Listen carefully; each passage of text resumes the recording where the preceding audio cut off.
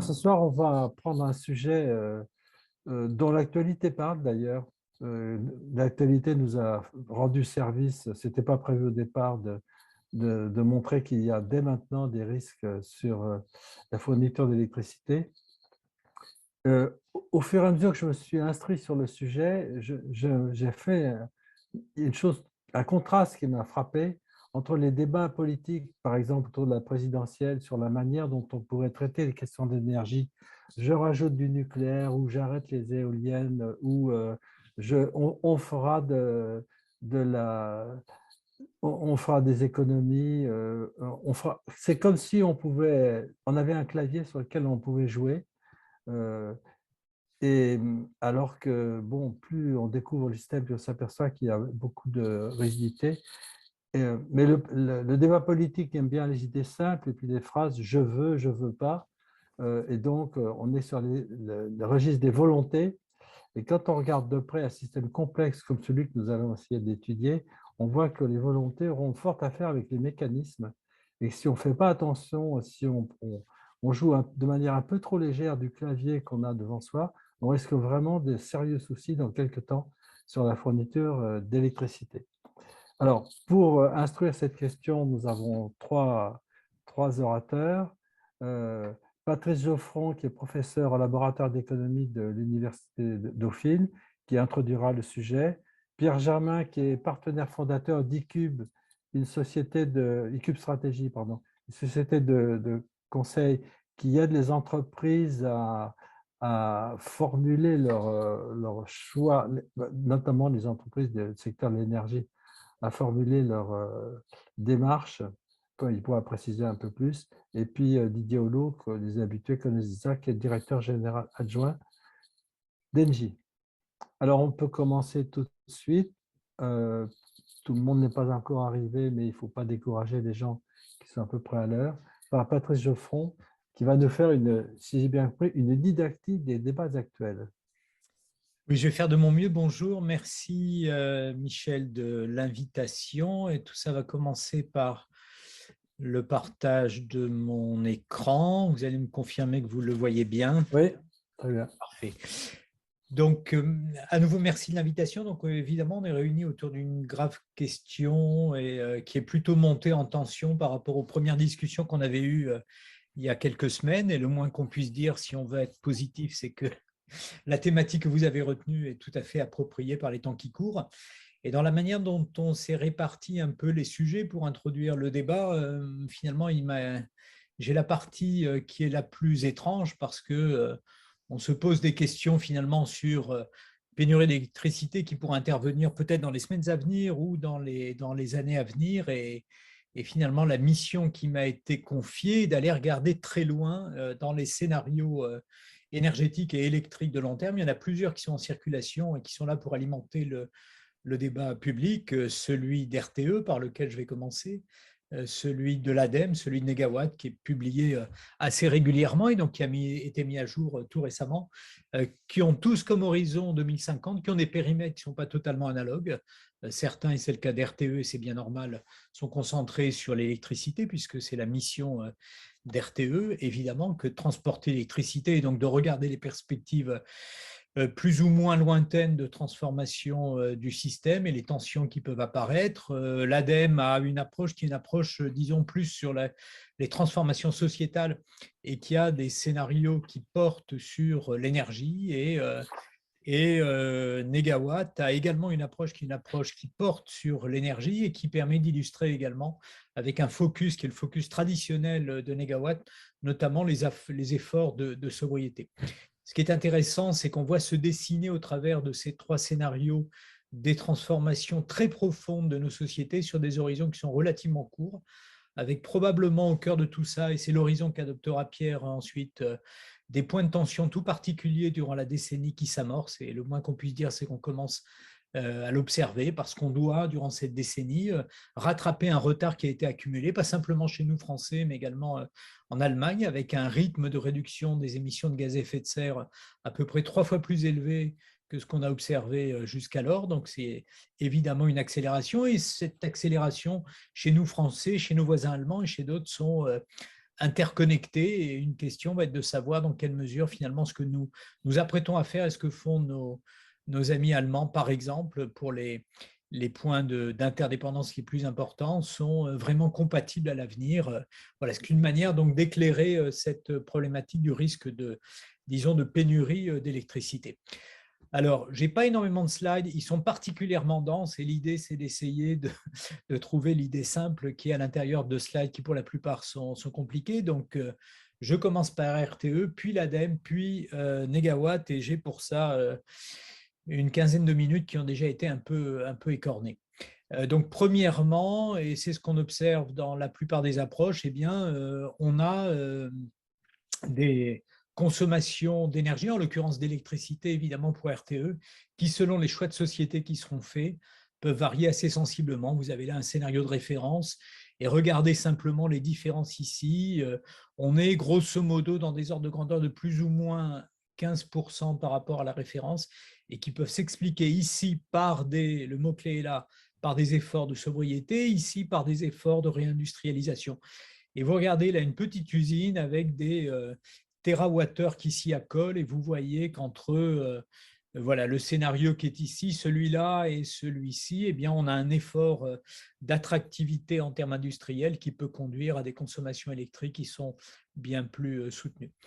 Ça vient conforter l'idée qu'on a au-devant de nous, évidemment, des choix de société, pas simplement des choix énergétiques, parce que derrière tout ça, évidemment, alors on a non seulement une transformation du système électrique, une évolution, mais on a également des systèmes de transport, enfin de transport au sens transport logistique, par exemple, si on a plus d'industrialisation, etc., etc.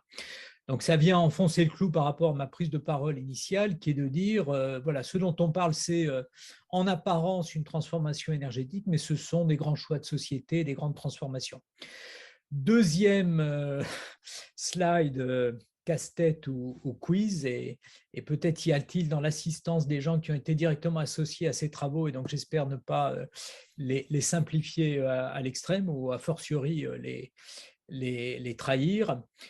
Ici, vous avez une demi-douzaine de scénarios qui sont une demi-douzaine de manières d'aboutir à l'objectif.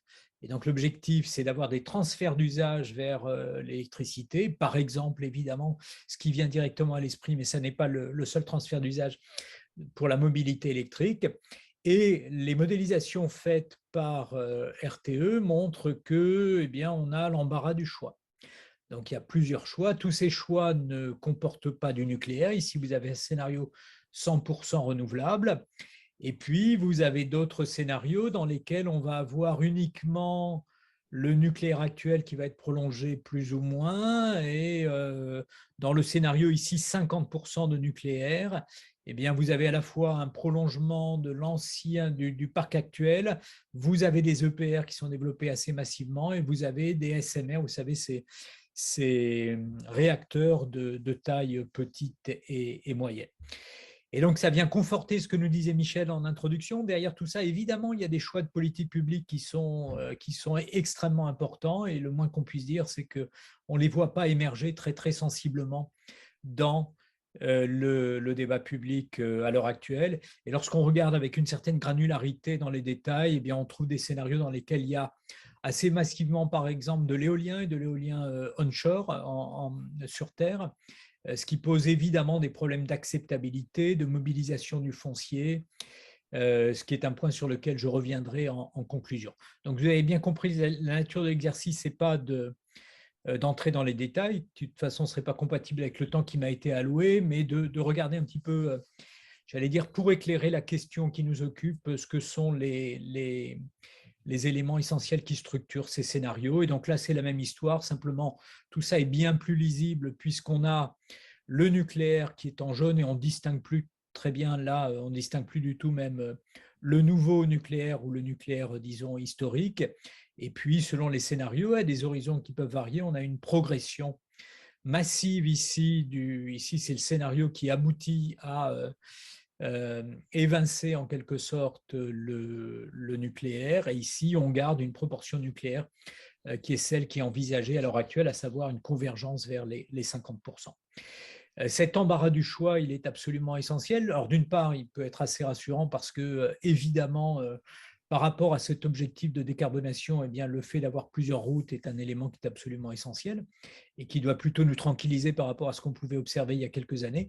Mais ça vient conforter l'idée, l'obligation d'agir et l'obligation d'agir vite.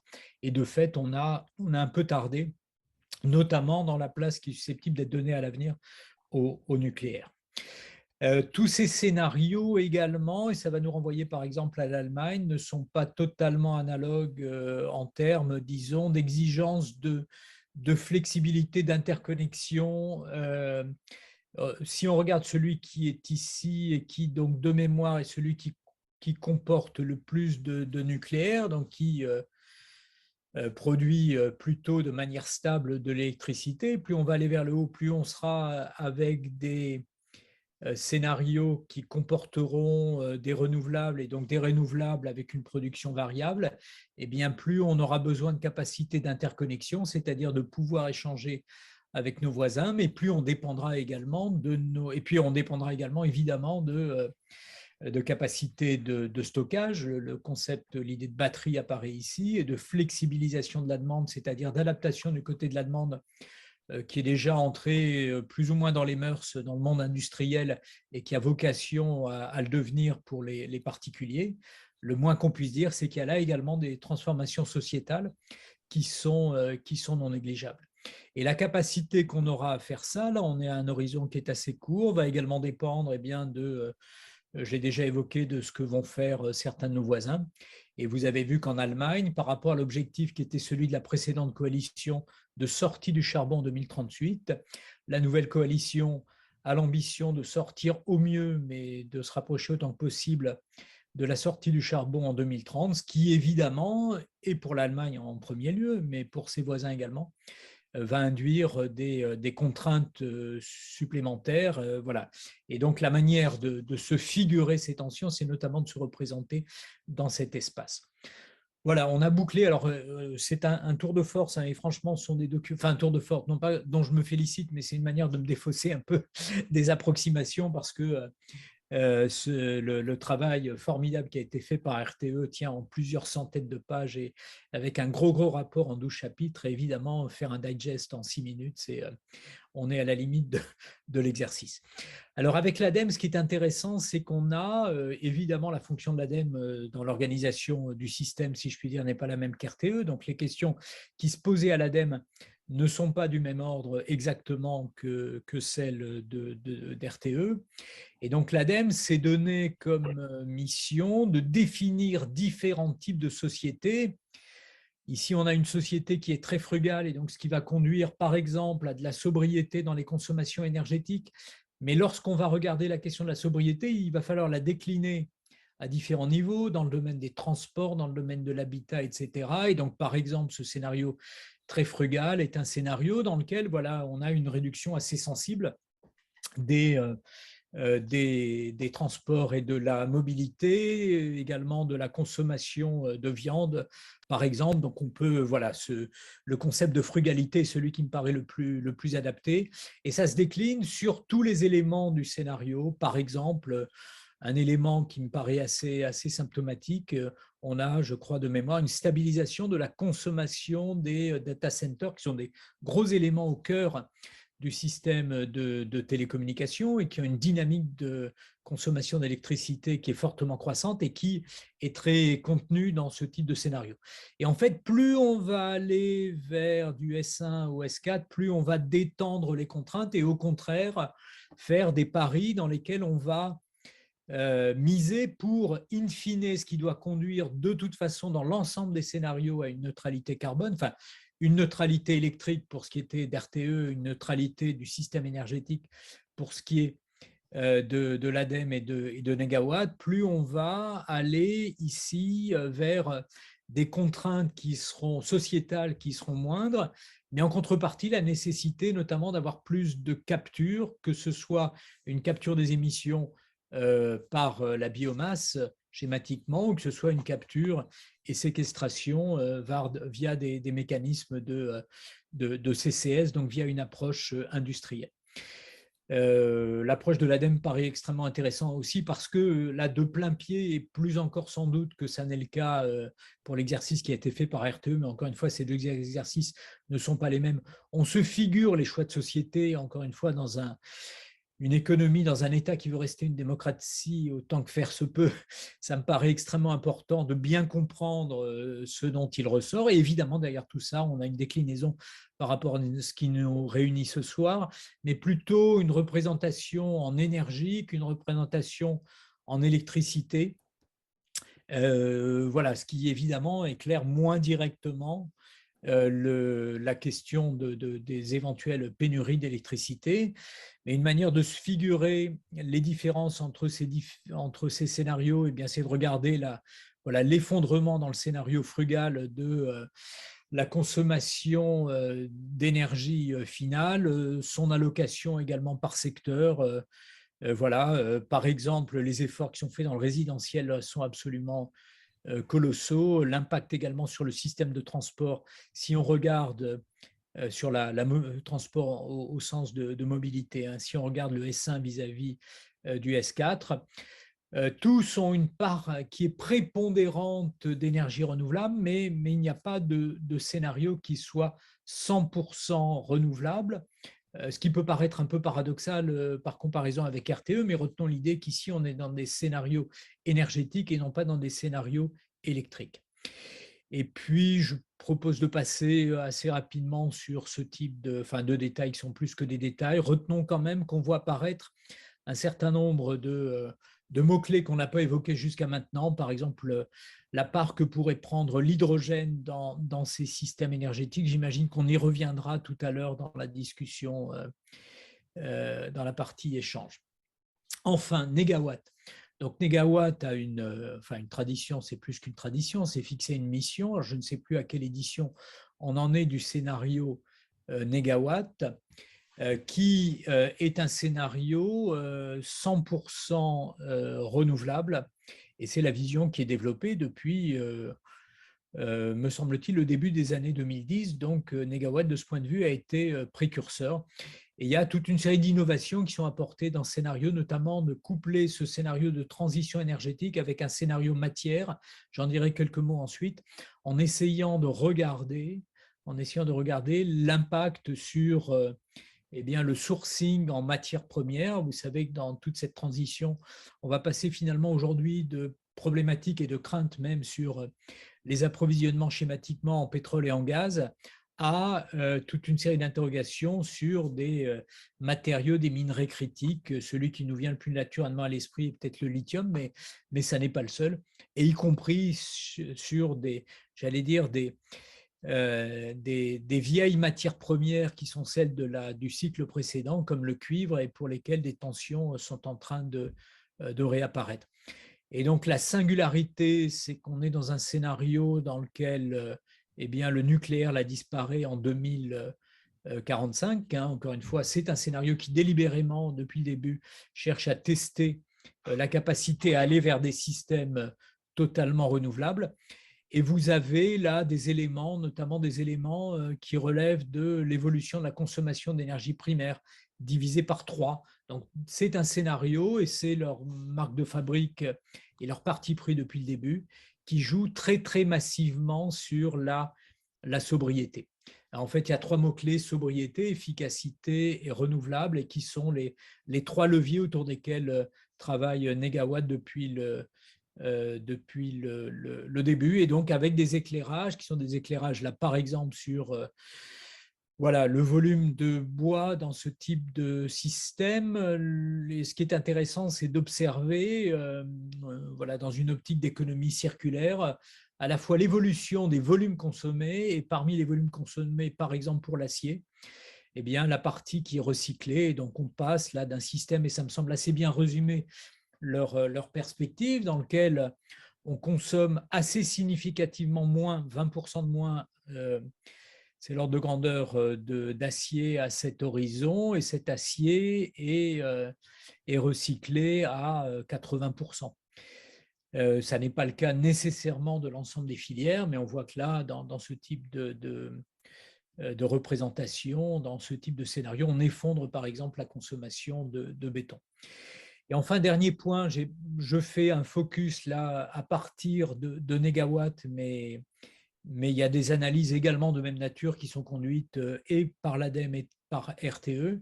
Ce qui est intéressant, c'est d'essayer d'aller regarder ce que les économistes appellent les co-bénéfices de l'action climatique. Schématiquement, ces co-bénéfices consistent à regarder non pas simplement les effets environnementaux globaux, on va réduire les émissions de gaz à effet de serre et évidemment, dans l'optique de l'accord de Paris, si tout va bien, on va rester quelque part aux alentours de 2 degrés, dans toute la mesure du possible à 1,5 degré. Donc, de ce point de vue, si on veut aller vite, on va sauver la planète. Enfin, on a bien compris que c'est une vue de l'esprit et qu'en fait, c'est plutôt la biodiversité et parmi tout cela, la part d'humain dans le courant du siècle qui est en jeu plutôt que la fin du monde.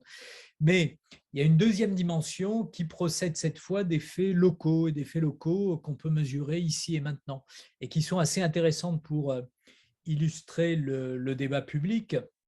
Parce que finalement, un des bénéfices parmi les bénéfices de la transition, de la lutte contre le changement climatique, eh bien, par exemple, pour un pays comme la France qui, à l'heure actuelle, importe de l'ordre de 50 milliards de pétrole et de gaz. Alors, ça varie entre 30 et 70 selon les variations du prix des énergies fossiles. Eh bien, cette transformation est une transformation, si on regarde la vision qui est la plus drastique de négawatts, eh bien, conduit de fait à réduire assez rapidement et très, très sensiblement, globalement, les importations, par exemple, de pétrole. Et donc, on a une première dimension qui est une dimension de recyclage de la valeur ajoutée localement, ce que il y a beaucoup de travaux qui y renvoient, qui sont des travaux assez débattus. Il me semble que par les temps qui courent, ce qui est intéressant également, c'est de regarder la dimension assurantielle. Notre société, à l'heure actuelle, est sous choc de prix des prix de l'énergie. Eh bien, ce monde, qui est un monde décrit ici, en fait décrit par les trois familles de scénarios, est un monde dans lequel, pour une série de pays en Europe, et notamment la France, qui ne produit plus de ces ressources ou pourrait les produire, mais dans des filières vertes, on pense naturellement au biométhane, eh bien, il y a une dimension assurantielle à réduire ces importations. Et il y a une deuxième dimension qui économiquement est non moindre et qui là est schématisée sur cette slide, qui renvoie par exemple à la réduction d'externalités locales via la pollution de l'air. On est aux alentours de 500 000 décès prématurés par an en France, 300 000 en Europe, avec des effets sur le PIB qui, selon les pays, varient de 2% pour nous, c'est de l'ordre de 50 milliards, à évidemment vers l'est de l'Europe, plutôt 3, 4, 5, 6% même du PIB. Et donc, on a là une espèce de modèle économique qui se dessine, qui est un modèle dans lequel eh bien, cette transformation va avoir, je ne sais pas comment le dire, un payback local également, avec ces dimensions assurantielles et ces dimensions de création d'activités, et puis d'amélioration, de réduction des coûts, notamment au travers du système de santé, et qu'il importe de pouvoir intégrer dans le débat public. Et pour faire ça, nous dit la Commission européenne dans ses chiffrages du Fit for 55, donc vous savez, de l'objectif qui est de réduire les émissions de gaz à effet de serre de 55% en 2030 et non pas de 40%, ce qui était envisagé auparavant.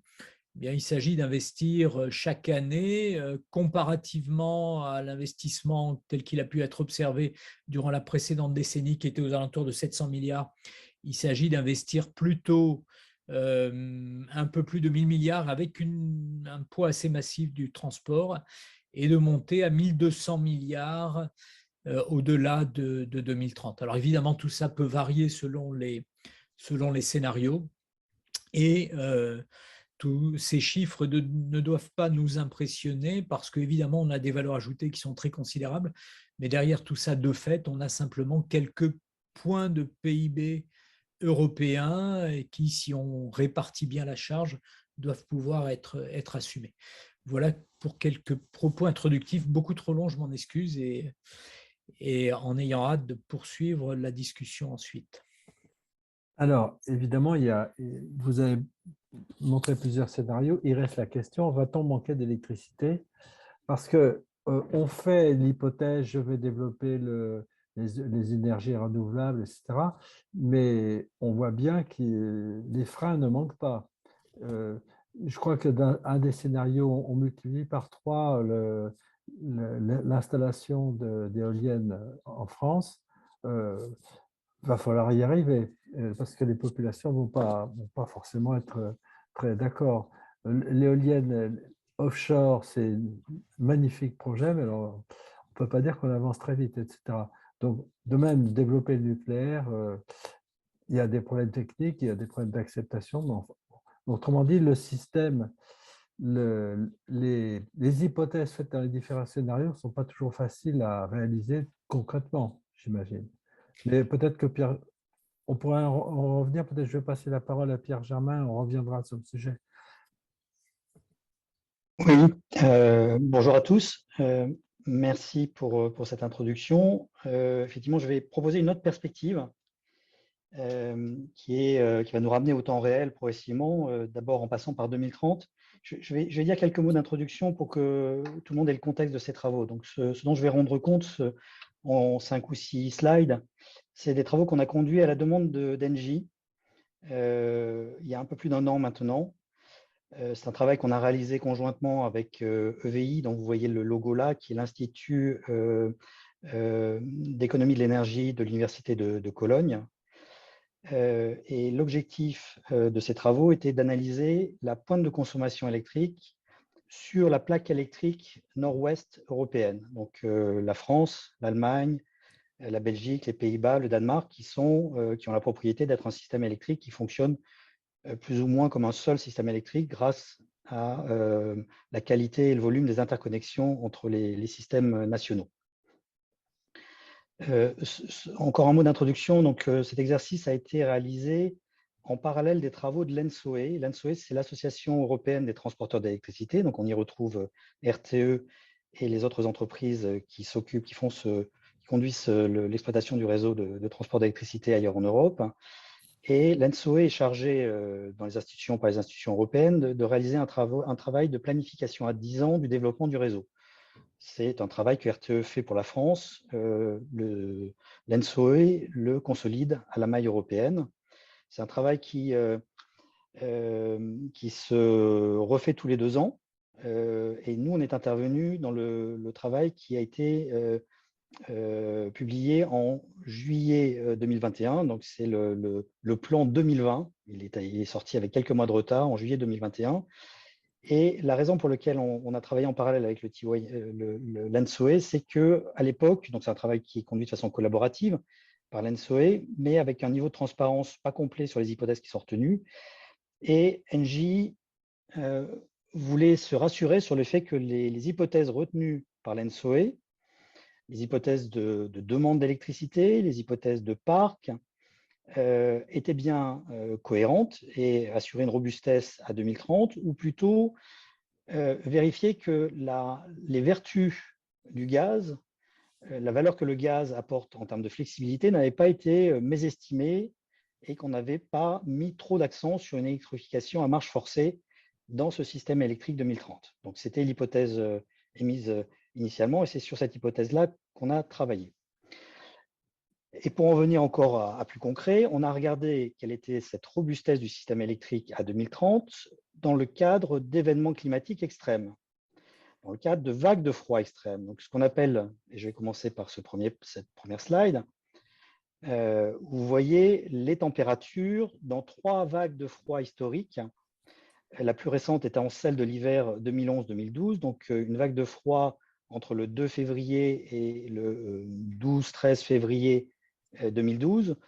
Vous voyez les températures affichées. Ce qu'on appelle une vague de froid, c'est une température qui est en dessous de -5 degrés continuellement pendant au moins 10 jours. Donc, il y a représenté là les 3 dernières grandes vagues de froid en France, en Europe, puisqu'en général, c'est concomitant sur les différents pays européens.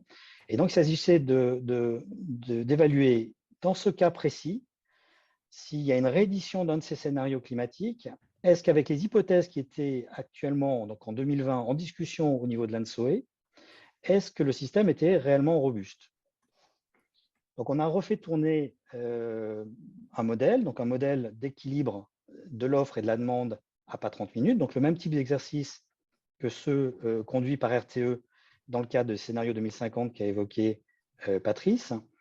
Donc, on s'assure à pas demi-heure sur les 8600 heures de l'année qu'à tout moment, la demande est bien satisfaite par l'offre. Et donc, ça donne ce type de courbe. On va retrouver un zoom sur la période de la première quinzaine de février. Donc là, c'est sur l'axe horizontal la première quinzaine de février. Mais en 2030, donc avec des hypothèses de parc électrique qui étaient celles consolidées par l'ENSOE en 2030, avec des hypothèses de demande électrique qui étaient fondées sur le taux d'équipement en chauffage électrique, le déploiement du véhicule électrique en 2030, etc. etc. Donc, des fondamentaux qui nous permettaient de calculer quelle allait être la demande d'électricité sur cette quinzaine, de cette première quinzaine de 2030, mais avec le scénario climatique de 2012. Donc, avec le froid de 2012 et le taux d'équipement de chauffage électrique de 2030. Donc, vous voyez ici la puissance produite. Donc, on a l'empilement des moyens de production, le nucléaire, donc de l'ordre de, c'est le parc français, donc en 2030 de l'ordre de 50 gigawatts, la production à partir de cycles combinés gaz naturel, etc., qui sont plus ou moins plates. Et puis, plus volatiles, vous voyez là, encore un peu volatile, l'hydraulique au fil de l'eau, qui dépend, qui n'est pas complètement plat, puis le vent offshore, l'éolien onshore et le solaire. Et face à ces moyens de production, donc dans le scénario climatique, avec le vent 2012 en 2030, avec l'ensoleillement, l'irradiation 2012 en 2030, la demande en noir. Et donc là, on voit des événements où vous voyez que la courbe noire est supérieure à l'empilement des moyens de production et de flexibilité d'ailleurs, ce qui permet d'effacer de la consommation. Et donc, c'est ce solde entre la demande non satisfaite et la production, donc la demande non satisfaite, qui est la courbe rouge que vous voyez ici. Donc, des épisodes où la demande n'est pas satisfaite par l'offre, même en ayant recours à la flexibilité, aux actifs de flexibilité, notamment d'effacement de consommation. Donc, on a là caractérisé qu'avec les hypothèses qui étaient à ce moment-là retenues par l'ENSOE, avec un scénario climatique qui était celui de 2012, on a testé les autres scénarios climatiques, il y avait bien un risque de défaut du système électrique. Et pour le caractériser de façon plus concrète, ce dont on parle ici, c'est de 100 à 250 heures d'interruption de la fourniture. Alors, pas forcément de blackout généralisé, mais en tout cas, donc on peut envisager ça comme une interruption organisée. Donc, on va commencer par délester des industriels, puis progressivement peut-être certains consommateurs industriels moins électro-intensifs et progressivement peut-être jusqu'à interrompre des clients résidentiels. Mais dans l'hypothèse où c'est fait de façon organisée, même dans cette hypothèse-là, ce dont on parle, c'est 100 à 250 heures d'interruption. En moyenne, entre 35 et 70 gigawatts de capacité de production qui sont manquantes. Donc, à titre de comparaison, je remontrerai ces chiffres juste après. La totalité du parc de production français, c'est de l'ordre de 100-120 gigawatts. Donc et le parc de production nucléaire, on l'évoque là, c'est 50 gigawatts. Donc, il manque l'équivalent en ordre de grandeur du parc nucléaire à ce moment-là pour satisfaire la demande. Et troisième métrique qui permet de caractériser ce que représente ce défaut du système électrique, c'est en euros, chiffré en euros. Alors là, j'explique avant de donner le chiffre. De façon conventionnelle, on attribue un coût ou une valeur plutôt à l'énergie non distribuée, l'END, énergie non distribuée. C'est un coût conventionnel qui est malgré tout construit de façon rationnelle sur le coût social, le coût d'indisponibilité d'un outil industriel, le coût d'indisponibilité dans le tertiaire, dans des surfaces commerciales, le fait qu'on ne puisse plus faire fonctionner cette surface commerciale. Et donc, on donne un coût, ce qui permet par ailleurs de dimensionner le réseau électrique, le système électrique, de façon à ce qu'il y ait une optimisation économique par rapport à un coût d'indisponibilité d'un mégawattheure qui ne serait pas servi à un client. Donc, par rapport à ces coûts conventionnels, l'énergie qui n'a pas été distribuée là, qui est donc la surface sous cette courbe rouge, vaut jusqu'à 30 milliards d'euros. Donc des sommes qui sont significatives, même si par les temps qui courent, les milliards d'euros valsent facilement. C'est une somme rondelette. Pour donner un ordre de grandeur, le coût de l'énergie non distribuée pour un consommateur industriel, donc conventionnellement, c'est 6 euros par kilowattheure non distribué. Là où l'électricité, ça coûte de l'ordre de 15 à 20 centimes d'euros.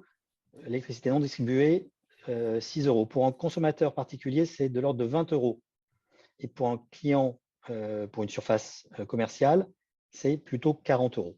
Donc tout ça, ça fait 30 milliards d'euros de coûts.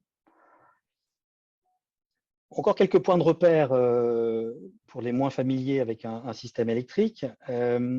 J'ai représenté là la pointe électrique en 2012. Donc, je parlais de l'accident. Donc, la pointe de demande a eu lieu, la pointe de demande historique en France, elle a eu lieu pendant cet événement climatique. Elle s'est élevée à 102 gigawatts. C'est le moment où, historiquement, on a appelé sur le système électrique français le plus d'énergie, 102 gigawatts. Ces 102 gigawatts, c'était le 8 février, donc dans la quinzaine dont je parlais tout à l'heure, à 19 h. Voilà les moyens électriques qui étaient mobilisés. Donc, vous retrouvez le nucléaire pour 60 gigawatts, l'hydroélectricité de l'ordre de 13 gigawatts, etc., etc. Et pour boucler le système, on a eu besoin d'importer 7 gigawatts de nos voisins. Alors évidemment, à cette heure-là, il n'y avait pas de soleil, à 19 h, il n'y a pas de soleil, mais il y avait donc de l'éolien pour l'équivalent de 3 gigawatts. J'ai refait l'exercice pour aujourd'hui, à 11h15 aujourd'hui, le 24 janvier. On appelait 81 gigawatts, mais on n'avait pas 60 gigawatts de nucléaire disponible, on en avait que 54. Donc là, on est au cœur de l'actualité avec les problèmes de retard sur les maintenances du parc nucléaire d'EDF liés à la Covid, liés aux problèmes de corrosion découverts récemment. Donc il y a une part significative de la puissance nucléaire qui n'est pas disponible aujourd'hui et qui ne le serait pas si on a une vague de froid dans une semaine. L'hydroélectricité était appelée à hauteur de 5 gigawatts, donc la quantité dispatchable d'hydroélectricité en France est 14 gigawatts à peu près. Donc, on a essentiellement le fil de l'eau, donc l'électricité fatale, mais on n'a pas mobilisé aujourd'hui l'électricité hydroélectrique de barrage parce que son exploitant, EDF, juge qu'elle aura plus de valeur plus tard. Donc, on a préféré importer aujourd'hui à 11h15 plutôt que d'utiliser cette hydroélectricité parce qu'elle avait l'eau stockée dans les barrages aura probablement plus de valeur plus tard. Je voulais souligner donc la réduction du charbon, évidemment, ce qui est souhaitable. Hein. On est passé de 5 gigawatts à 2 gigawatts de charbon. Le fioul a disparu.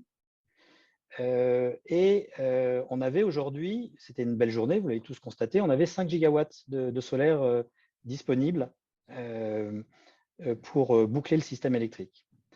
Et donc, entre cette décennie écoulée, il y a eu des mouvements profonds de structure du parc électrique qui font que la meilleure façon de le résumer, c'est de regarder quelle est la puissance qui est dispatchable, celle qui est à la main d'RTE pour équilibrer le système, par opposition à la puissance électrique totale, et notamment qui inclut la production fatale, celle qu'on ne contrôle pas, celle qui vient de l'éolien, celle qui vient du solaire, qui dépend des conditions climatiques. Donc, celle qui est vraiment mobilisable à la demande, c'était 92 gigawatts de dispatchable en 2012 à cette pointe électrique. On en a perdu 12 en 10 ans. On n'est plus qu'à 80 gigawatts. Aujourd'hui, on n'avait que 80 gigawatts à la main d'RTE pour équilibrer le système. On a perdu 10 gigawatts de thermique à flamme et on a perdu les 2 réacteurs de Fessenheim, donc 2 tranches de 900 mégawatts perdues. Donc, moins de mobilité du système électrique en cas d'une vague de froid similaire à celle de 2012 qui arriverait donc dans la première quinzaine de février. Juste pour mettre en perspective ce qui a été perdu en Europe, donc dans les autres pays, puisque notre terrain de jeu, c'était la plaque nord-ouest, je l'évoquais tout à l'heure. Donc là, les dates sont différentes. Donc c'est entre 2016 et 2030, et c'est en perspective. Donc entre 2016 et 2030, en France, on va passer de 79 à 74. On va perdre entre 5 et 6 gigawatts. L'Allemagne, ça va être bien plus significatif. Ils sont engagés dans la fermeture de leur parc de production à base de charbon, donc ils vont perdre 40 gigawatts. Au total, avec les 6 pays qu'on a regardés, on va perdre 65 gigawatts en 10 ans. Donc, ce qui est évidemment considérable. Et ces 60 gigawatts qui vont être perdus de puissance dispatchable, ce que montre cette page que je vais vous commenter, c'est qu'ils ne sont pas compensés par la puissance renouvelable intermittente solaire et éolienne. Donc la puissance totale installée, donc on retrouve toujours la puissance ici et toujours la même quinzaine type climatique en bas.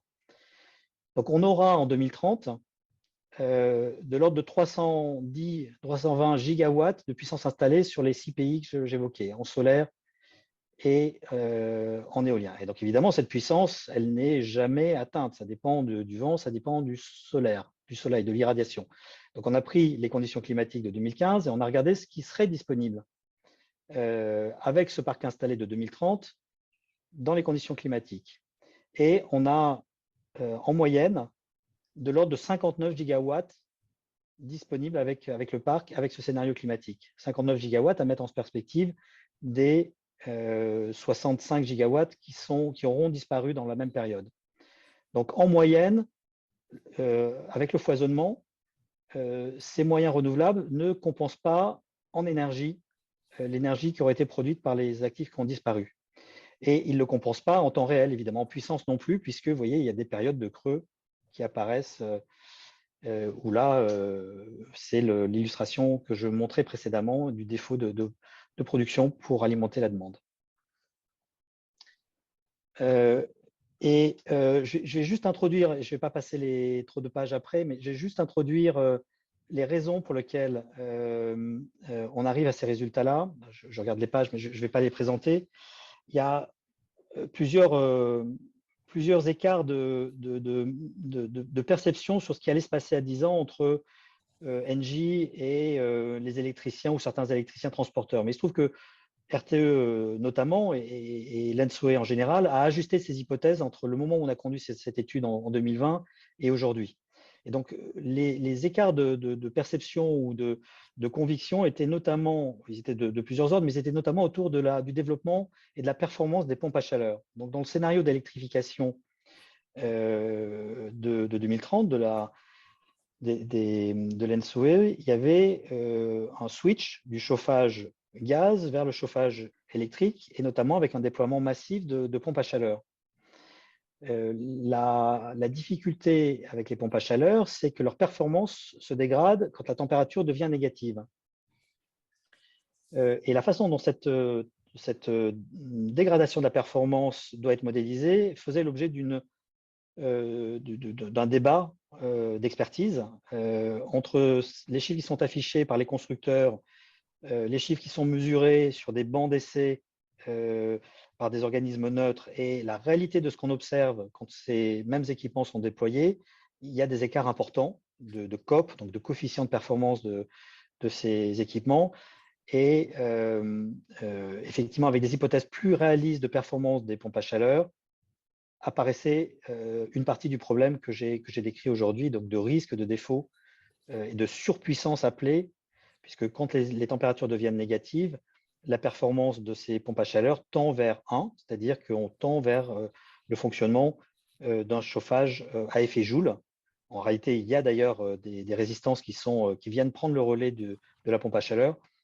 Et donc, ça fonctionne comme un chauffage grille-pain que vous connaissez par effet Joule. Et donc, ça a un effet de boost de la demande qui est très défavorable. Donc, les hypothèses ont été revues depuis, et notamment, là apparaît tout l'intérêt de ne pas utiliser exclusivement dans l'électrification des pompes à chaleur 100% électriques, de mettre en place des pompes à chaleur hybrides, donc qui utilisent du gaz quand les températures deviennent très froides. Donc, elles consomment peu de gaz globalement, puisque l'essentiel du temps, elles fonctionnent à l'électricité. Donc, si elles fonctionnent avec du gaz fossile, les émissions sont largement réduites. Mais quand c'est nécessaire, elles fournissent la puissance, le système gazier fournit la puissance nécessaire pour éviter une défaillance du système électrique. Et à 2030 et certainement à 2050, l'idée, c'est que ces pompes à chaleur hybrides ne fonctionnent pas avec du gaz fossile, mais avec du gaz renouvelable, et donc leur vertu environnementale n'en sera que renforcée. Voilà le type de discussion sous-jacente et concrète et opérationnelle. ou politique, hein. Quel choix de politique publique, quelle filière veut-on privilégier et quelle place veut-on laisser aux différents instruments de flexibilité.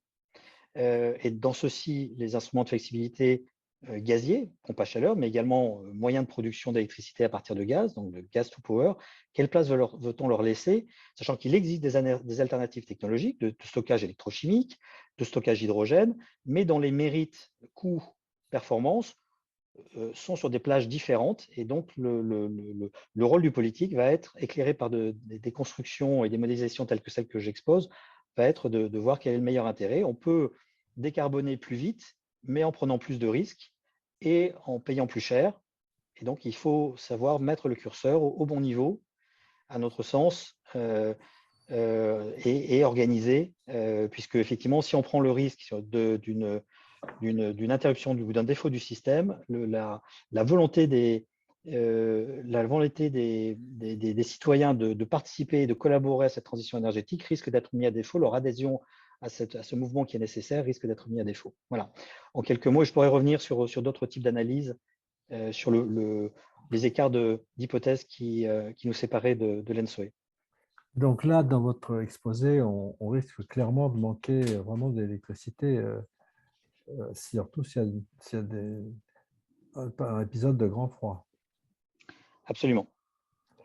Didier Holleaux. Bien, merci Michel, merci Patrice et Pierre.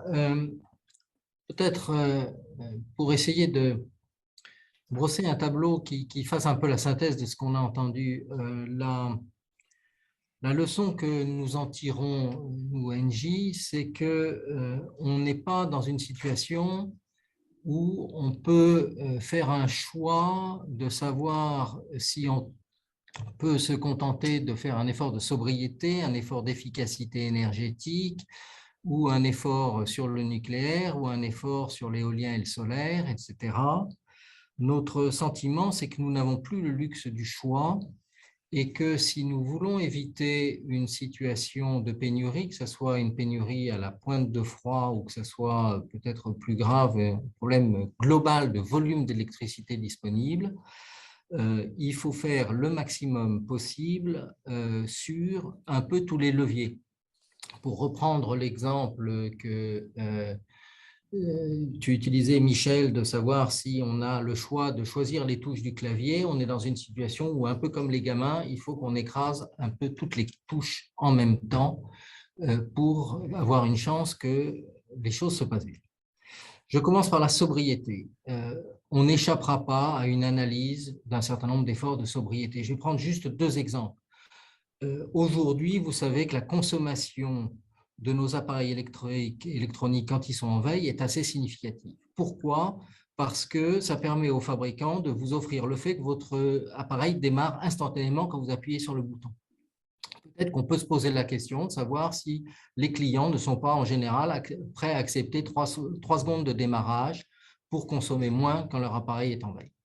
Deuxième exemple de sobriété, le coût d'une transaction Bitcoin est de 200 kWh, le coût d'une transaction Visa est de 10 Wh, donc il y a un rapport 2000 entre les deux, pour la même fonction qui est de transférer une certaine valeur à un instant T d'un compte A à un compte B. Est-ce qu'on peut raisonnablement continuer à se payer des transactions 2000 fois plus chères que ce qui est strictement nécessaire ? Donc, la sobriété, on n'échappera pas à se poser ce genre de questions. L'efficacité, il faut faire plus, enfin, l'efficacité, c'est faire la même chose, le même service avec moins. Alors que la sobriété, c'est s'interroger même sur la nécessité du service. Là, je prends juste un exemple, les réseaux de froid. Les réseaux de froid rendent les mêmes services que la climatisation à un coût énergétique 2 fois moindre, avec en plus toute une série d'effets positifs qui est notamment que au lieu de renvoyer la chaleur juste à l'extérieur de votre logement, vous la renvoyez à un endroit que vous avez choisi comme étant optimal, que vous pouvez utiliser des tas de sources de froid ou de chaud d'ailleurs pour produire votre froid de manière optimale, que vous ne pouvez pas utiliser individuellement. Donc, c'est le genre de solution qu'il faut évidemment promouvoir pour diminuer la consommation à service rendu. Cela dit, on ne pourra pas tout faire avec l'efficacité. D'ores et déjà, un certain nombre d'industriels nous disent, nous, dans notre industrie où les coûts de l'énergie sont élevés, on a déjà fait l'essentiel des gains d'efficacité qu'on pense pouvoir faire, et donc nous nous approchons de l'asymptote. Alors peut-être qu'au prix actuel de l'énergie, ils vont retrouver de l'imagination pour inventer des nouvelles façons d'économiser l'énergie, mais on a quand même une alerte de ce point de vue-là, qui est il y a encore beaucoup à faire en efficacité, mais peut-être pas dans tous les secteurs de manière homogène. Et au contraire, la crise actuelle des prix, même si elle incite à faire des économies d'énergie, peut, on l'a vu avec les gilets jaunes, nous mettre dans une situation où certains acteurs ont le sentiment qu'ils n'ont pas de solution. Et face à cette situation d'être dans une nasse complètement comprimée dans leurs dépenses et sans solution, la réaction violente qui aboutit en fait à reculer sur la transition énergétique. Donc, c'est un vrai problème d'acceptabilité de la transition que de penser qu'on pourra tout faire sur l'efficacité. Peut-être d'ailleurs à certains moments, faudra-t-il envisager d'aller encore plus loin dans l'aide à la rénovation énergétique, en tout cas pour les foyers défavorisés, si on veut qu'elle se passe. Ce qui nous conduit à dire si la sobriété et l'efficacité doivent être mobilisées, mais qu'elles ont des limites. Qu'en est-il de la production électrique? Et là, je crois que nous ne pouvons pas nous permettre de viser juste les 645 TWh qui sont le scénario central RTE. Nous devons aujourd'hui adopter sur les différents modes de production d'électricité décarbonée et les différents modes de production d'énergie décarbonée plus globalement, nous devons viser des trajectoires dont le total aboutirait largement au-delà des 645, en sachant qu'il sera toujours beaucoup plus facile de freiner qu'il ne sera facile d'accélérer, surtout si on s'y prend trop tard. Et donc, pourquoi? D'abord parce que la demande risque d'être supérieure aux 645 TWh du scénario de référence RTE. RTE lui-même propose des scénarios à 755 ou 752 TWh. Deuxièmement, parce qu'on l'a vu, l'efficacité atteint peut-être ses limites dans certains cas. Ensuite, parce que côté production, les déploiements ne se passent jamais comme prévu. Sur les énergies nouvelles et renouvelables, le solaire, l'éolien, on peut avoir des problèmes de changement climatique, c'est-à-dire est-ce que le régime des vents reste permanent bien qu'il y ait globalement un réchauffement climatique? Est-ce qu'on aura des problèmes d'approvisionnement en matériaux, en équipements qui nous permettent de tenir? On a vu augmenter le prix des panneaux photovoltaïques l'année dernière. Est-ce que la pluviométrie dans les barrages va rester la même? Une des raisons pour lesquelles le prix du gaz a augmenté cette année, c'est parce que la pluviométrie a été faible en Amérique latine et en Turquie, et que l'Amérique latine et la Turquie ont consommé massivement du gaz, là où d'habitude ils utilisaient de l'hydraulique. Sur le nucléaire, on a toutes les questions posées sur la prolongation des moyens actuels, sur le délai de construction, sur la disponibilité, ce qui fait qu'on ne sait pas exactement sur combien de nucléaire on pourra compter à terme. Si on se place par exemple dans le scénario N1, c'est-à-dire avec du nucléaire, mais en quantité modeste parce qu'il va falloir du temps pour construire les EPR. Ça aboutit à dire qu'il faut installer en solaire 4 gigawattheures par an et en éolien offshore 1,5 gigawattheures par an. Gigawatts par an. Ça n'est pas impossible. Nos voisins l'ont fait. L'Allemagne l'a fait pour ce qui est du solaire, le Royaume-Uni l'a fait pour ce qui est de l'éolien. Mais c'est très loin au-dessus de ce que nous avons jamais fait. Donc, ça veut dire qu'il faut vraiment mettre tout sur le pont dès maintenant pour pouvoir atteindre ces quantités d'énergie renouvelable à l'horizon qui nous permettent de produire les 645 TWh par an. C'est une décision sans regret de prendre des trajectoires plus ambitieuses. D'abord parce que ça nous donnera du choix, ça nous donnera des marges de manœuvre si l'un des développements se produit moins vite que prévu. Et si, in fine, on avait plus d'énergie disponible, ça permet de réindustrialiser plus massivement. Donc, pour nous, c'est une décision sans regret. C'est une décision qui permet de satisfaire les besoins énergétiques, permettrait en partie de combler les gaps que Pierre a soulignés, qui se révèlent dès 2030 aujourd'hui. Dans ces énergies renouvelables, il ne faut pas négliger, bien entendu, tout ce qui est la géothermie, la chaleur qui est aujourd'hui inutilisée, mais il faut aussi penser au gaz vert et je pense en particulier au biométhane. Pierre a souligné la nécessité d'une production thermique, notamment alimentée en partie en biométhane, dans tous les scénarios, notamment ceux qui sont très éoliens et solaires, pour compenser l'intermittence de ceux-ci. Enfin, nous pensons qu'il faut intégrer les critères de résilience, de robustesse des systèmes, notamment à la pointe ou en cas d'incident, dans notre raisonnement sur les scénarios. De ce point de vue-là, ça donne un avantage aux scénarios diversifiés en termes d'énergie. C'est la raison pour laquelle nous disons qu'il faut faire plus sur chacun des segments, sachant que ce n'est pas très grave si on fait plus globalement, mais il y a des chances pour que tous les segments ne se développent pas de la même façon, et donc au total, on arrivera peut-être à peine au-dessus de la cible. Il faut développer l'intégration sectorielle énergétique, c'est-à-dire le meilleur usage possible des réseaux au meilleur moment. De ce point de vue-là, je vous signale une expérimentation intéressante au Québec où le producteur-distributeur d'électricité paye le producteur-distributeur de gaz pour installer des pompes à chaleur chez ses clients qui ont déjà une chaudière gaz pour produire exactement le système de pack hybride que décrivait Pierre Germain. Donc, ça, c'est une solution qui optimise l'utilisation des deux réseaux et optimise l'utilisation de l'énergie disponible. Il faut faire beaucoup plus en termes de maîtrise de la demande d'électricité, c'est-à-dire rendre plus d'appareils intelligents, effaçables, etc. Développer réellement le smart charging pour les véhicules électriques. À cette condition, nous sommes, nous, Engie, globalement optimistes, c'est-à-dire que nous pensons qu'il est encore temps de mettre sur le pont et d'adopter les rythmes de développement des énergies renouvelables, qu'il s'agisse de l'éolien, du solaire, de la géothermie, du biogaz, etc., pour être capable d'éviter la pénurie d'électricité et de permettre même la réindustrialisation du pays. Voilà, j'ai essayé d'être bref et je suis maintenant prêt à répondre aux questions. On va passer au débat, mais avant ça, quand tu dis il faut passer à, je ne me rappelle plus les chiffres, augmenter beaucoup la production d'énergie solaire, d'énergie éolienne, etc. Qu'est-ce que ça suppose? Ça suppose un débat public, parce que l'opinion n'a pas l'air d'être vraiment prête. Et enfin, il y a des résistances partout à l'installation même du solaire. Et qu'est-ce que ça suppose? Est-ce que ça suppose d'abord que l'opinion est vraiment consciente de ce dont on a parlé aujourd'hui? Si on continue comme ça, on va vraiment manquer de courant gravement bientôt. En fait, est-ce que c'est vraiment facile d'augmenter l'installation d'implantation d'éoliennes ou de centrales solaires?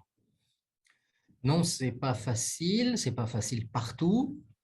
Et c'est bien la raison pour laquelle il faut ouvrir plus de chantiers qu'on espère en mener à terme parce qu'un certain nombre d'entre eux vont échouer. Il faut aussi accélérer les délais de recours.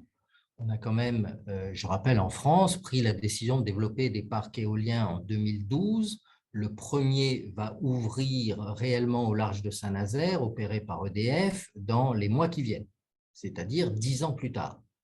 Bon. Je rappelle quand même qu'en France, on a 2 voire 3 niveaux de juridiction. Si on passe tribunal administratif, cour administrative d'appel, Conseil d'État, au Royaume-Uni, vous avez un niveau de juridiction, vous avez le droit de faire appel et la cour d'appel décide souverainement si elle va entendre votre appel. Voilà. Et pourtant, le Royaume-Uni est une grande démocratie. Donc, on peut concilier démocratie et réduction des délais juridiques. On peut concilier une meilleure planification qui associe les gens plus en amont pour éviter un certain nombre d'oppositions locales. Donc, on peut faire des tas de choses pour accélérer le déploiement Et puis surtout, nous, NJ, on croit beaucoup au dialogue local. Alors, ça ne nous épargne pas toutes les difficultés, mais ça nous en épargne beaucoup. On a encore aujourd'hui beaucoup de nos projets éoliens ou solaires qui sont mis en œuvre sans qu'il y ait de recours juridique. Mais alors pas tous, on n'arrive pas toujours à trouver un accord, on a quelquefois des débats un peu difficiles, mais avec un bon travail de terrain, en expliquant aux gens, en étant prêt à adapter certaines caractéristiques du projet pour s'adapter aux contraintes des riverains, on arrive à bien intégrer nos projets dans leur environnement. Est-ce que Patrice Geoffroy ou Pierre Germain veulent faire des commentaires avant qu'on passe la parole à la salle? Oui, je veux bien dire un mot. Évidemment, c'est la grande question, c'est la raison pour laquelle, si on revient au tout début du débat, qui encore une fois peut être à la fois un débat d'ingénierie, mais peut être également un débat sur la manière dont ces questions s'inscrivent dans la manière dont on se projette dans l'avenir. C'est la raison pour laquelle j'ai insisté, par exemple, dans ce que développe l'ADEME, sur le modèle de société. Il me semble qu'on est à la croisée des chemins et qu'en 3 décennies, on doit reconstruire en profondeur ce qu'on a mis 2 siècles à bâtir par ailleurs. Et on observe évidemment que la plupart de nos concitoyens, et nous-mêmes peut-être, lorsque la question se pose, n'ont pas vraiment envie d'être embêtés avec ça. Moi, personnellement, j'ai été l'observateur très proche d'une expérience de fait très, très intéressante, qui est celle de la Convention citoyenne pour le climat.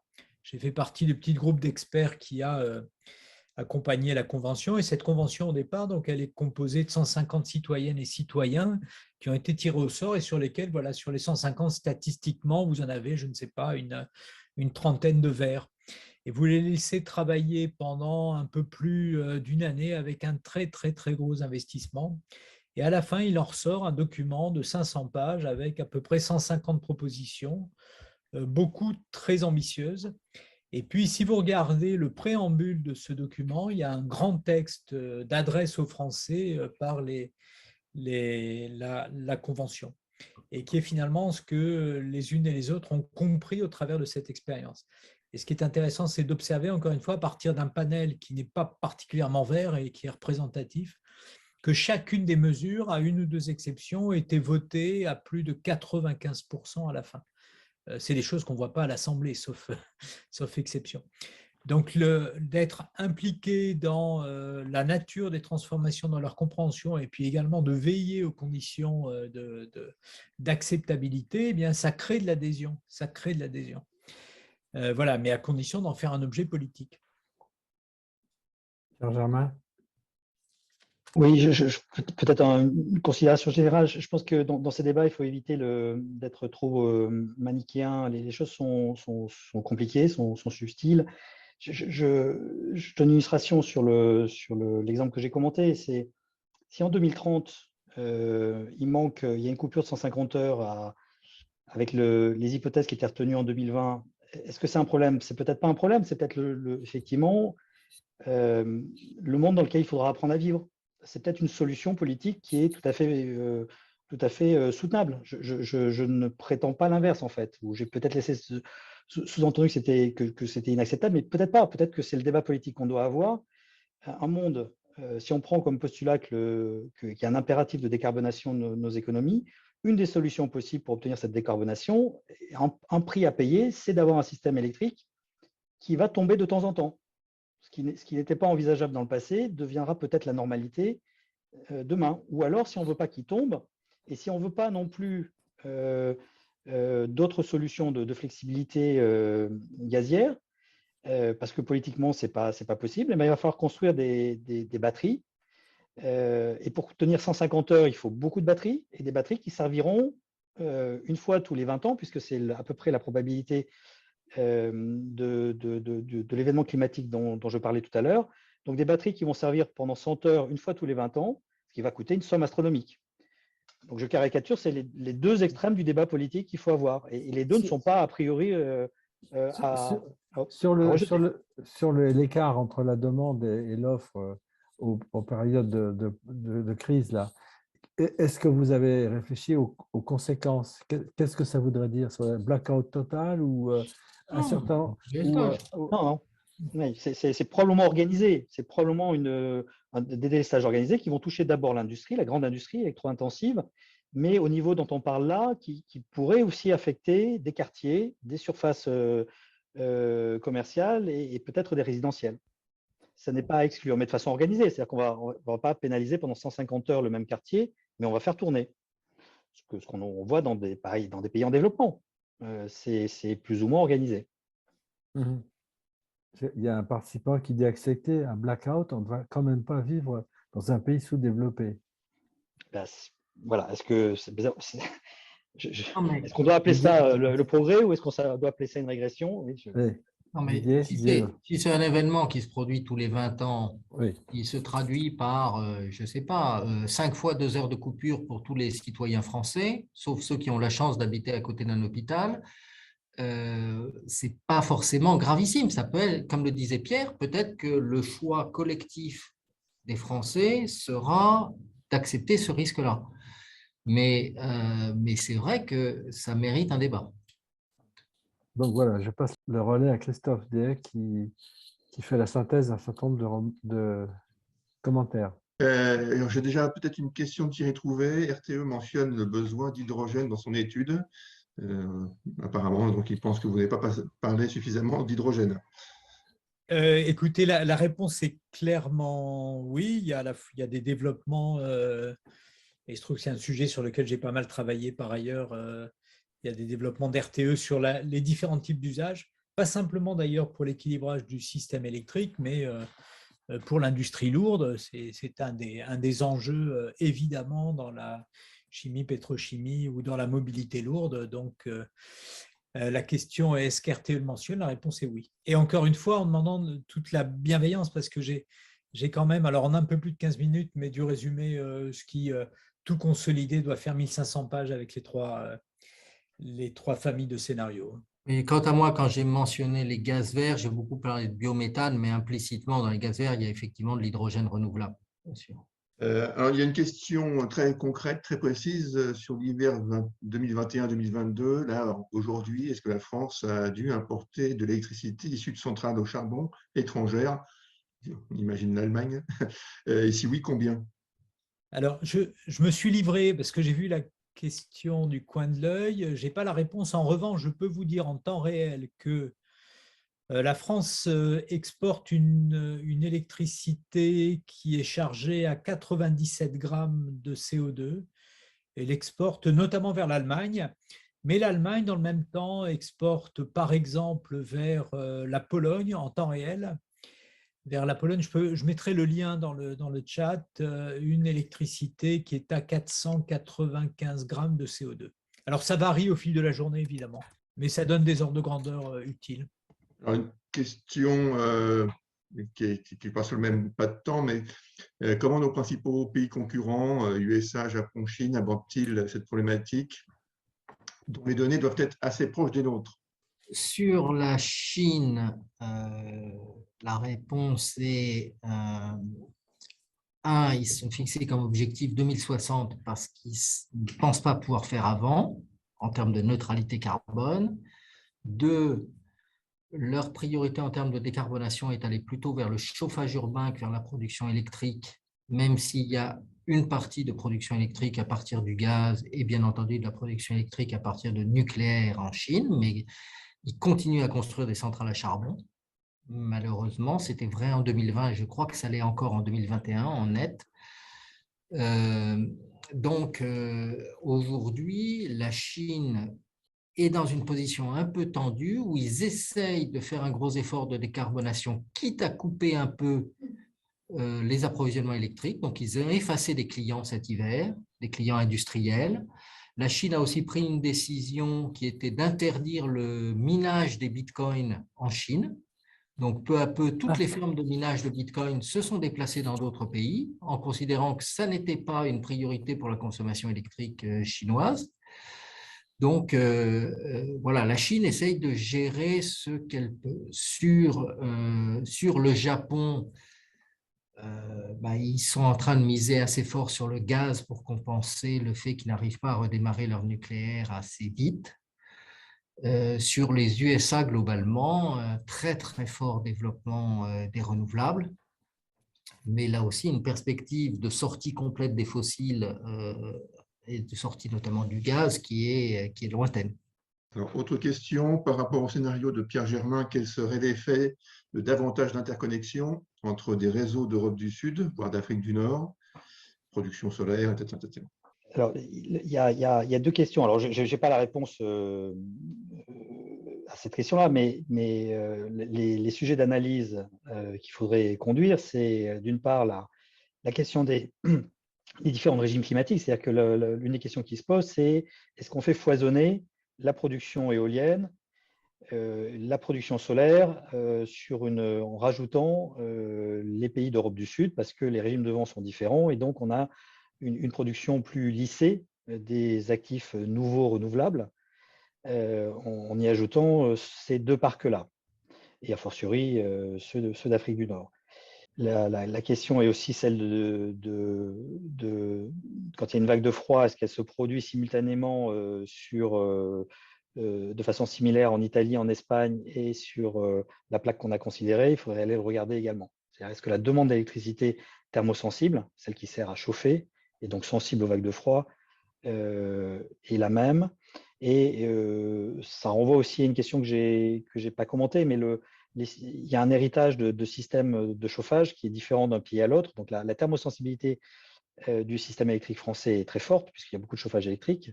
Donc il y a un gradient de l'ordre de 2,4 gigawatts par degré, mais les gradients sont bien inférieurs dans les autres pays européens. Donc il faudrait aller regarder quel est le gradient en Italie, en Espagne, par rapport à une vague de froid. Mais de façon, si on doit faire une réponse unique, c'est vrai que plus on élargit le système électrique par des interconnexions, mieux on couvre ce risque à la pointe. Néanmoins, je voulais souligner, il y a une analyse de l'IFRI, Institut français des relations internationales, sur l'accord de coalition allemand qui considère que ça fera passer la demande de pointe en Allemagne de 77 à 95 gigawatts. Donc, s'ils augmentent leur propre demande de pointe de 18 gigawatts, il est douteux qu'à la pointe de froid, ils puissent exporter beaucoup. Du coup, si vous voulez, le problème c'est qu'il n'y a pas eu de vraie concertation entre les décisions prises nationalement de fermeture de moyens de pointe et d'augmentation du chauffage électrique ou des pompes à chaleur, où chacun se serait bien assuré via l'ENSOE par exemple que les hypothèses des autres étaient complémentaires des siennes.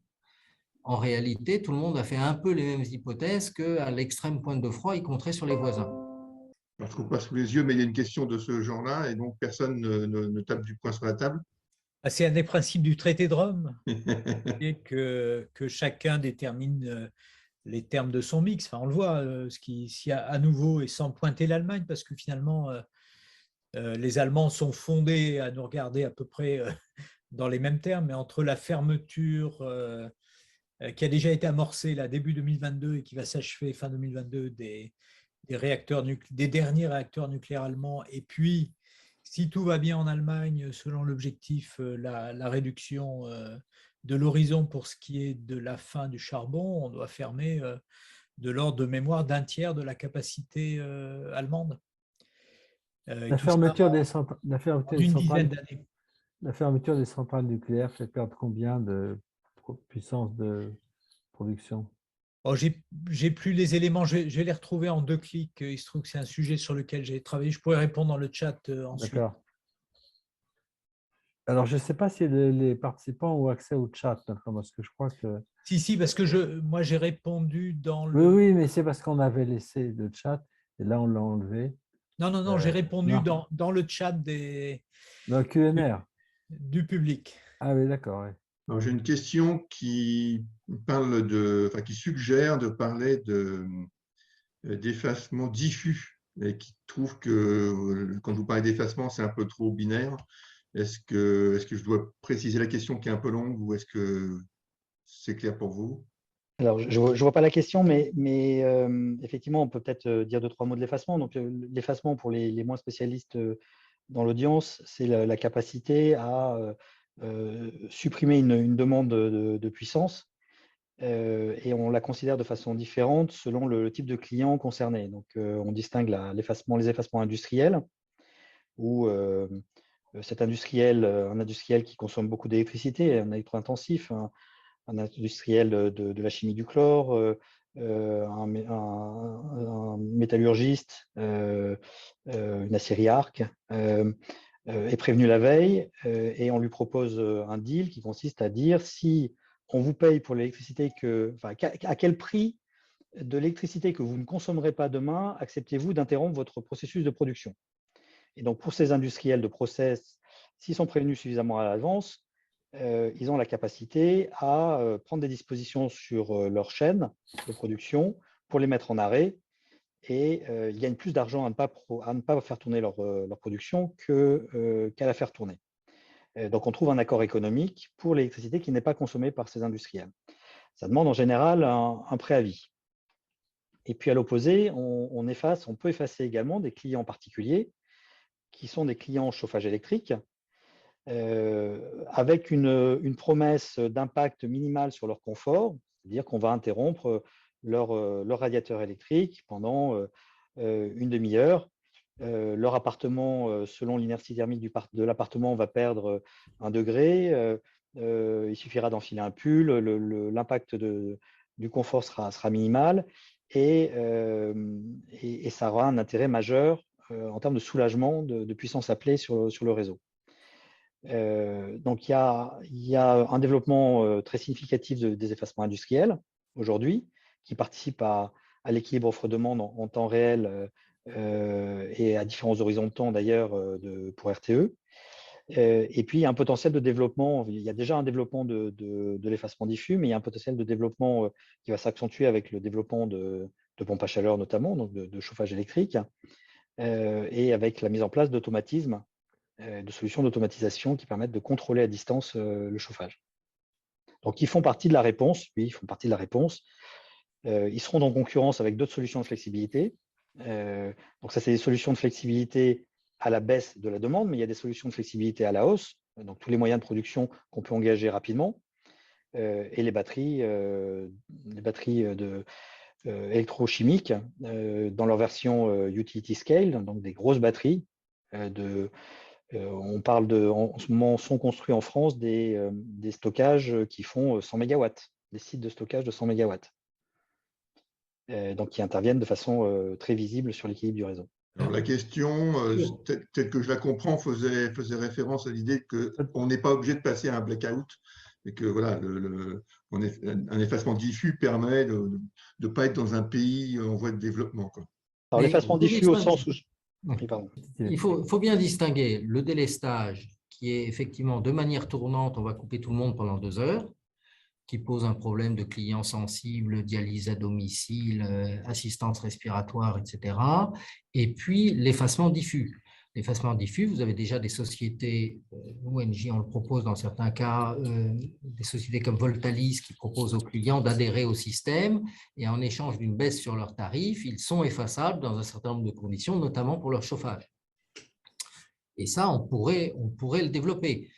Le smart charging, c'est-à-dire la recharge pilotée de votre véhicule électrique, fait partie de ça. C'est-à-dire que vous pouvez, si vous n'êtes pas pressé que votre batterie de véhicule soit pleine, vous la branchez et vous acceptez qu'elle soit chargée au moment où il y a de l'électricité disponible sur le réseau et au moment où c'est un peu tendu, elle n'est pas en charge. Ça fournit de la flexibilité. Donc, ça peut relever… Alors, effacement ou flexibilité diffuse.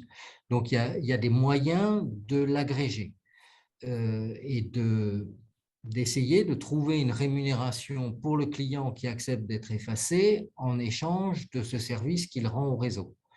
Donc, il y a un certain nombre de sociétés qui essayent de se positionner sur ce créneau et de faire de l'effacement diffus.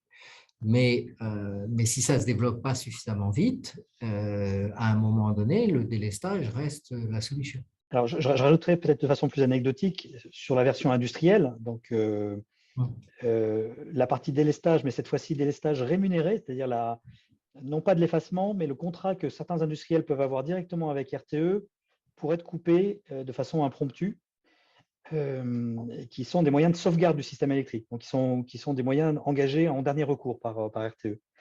Je lisais dans Le Monde vendredi que le syndicat représentatif de l'industrie des métallurgistes en Europe signalait qu'avec l'envolée des prix, il y avait un tiers des capacités de l'industrie métallurgique qui était à l'arrêt en Europe. Donc, il y a une espèce de cercle vicieux qui se met en place avec l'envolée. On parle des différents aspects de cette crise énergétique. On parle du risque de blackout, mais il y a l'envolée des prix qui est une autre facette d'un problème qui est connecté. Cette envolée des prix va réduire de facto probablement cette capacité de secours de dernier recours d'RTE. Puisque si certaines des usines, donc un tiers de la capacité des métallurgistes qui sont probablement bien placés dans les moyens de secours ultime, si un tiers de cette capacité n'est pas disponible, donc on ne pourra pas la délester, ça n'aura aucun impact sur l'équilibre du réseau. Patrice Geoffron, donc sur l'Allemagne. Oui, simplement pour revenir sur l'Allemagne, là, je suis allé rechercher les chiffres en 2020. Le charbon, l'unité charbon, c'était 24%, donc ce qui doit sortir du système au plus tôt en 2030, et le nucléaire, c'était 11%. Donc, il y a 3 des 6 réacteurs qui viennent d'être mis à l'arrêt. Donc, on peut faire l'hypothèse qu'il y a à peu près 5-6% qui vient d'être en début d'année sorti du système. Alors, j'ai une question. Quelle est la position d'Engie sur le nucléaire? Et une que je vais peut-être lier en même temps, qui est la guerre de tranchées entre renouvelables et nucléaires et comment enterrer l'âge de guerre. Alors, la position d'Engie sur le nucléaire, je crois qu'elle est claire. Nous avons proposé au gouvernement belge de prolonger certaines centrales pour une dizaine d'années supplémentaires pour lisser la sortie du nucléaire, éviter d'avoir à construire des centrales à gaz en remplacement. Le gouvernement et le Parlement belge n'ont pas adopté cette solution, donc à ce jour, nous nous apprêtons à fermer nos unités nucléaires belges. Nous avons décidé de ne pas développer de nouveaux nucléaires en tant qu'Engie parce que nous considérons que le risque, y compris le risque politique, est trop élevé pour une entreprise à capitaux privés. Ça renvoie au débat avec Jean-Marc Jancovici il y a un certain temps. Et Jean-Marc Jancovici disait oui, c'est un risque que ne peuvent pas prendre les entreprises, c'est à l'État de l'assumer. C'est ça?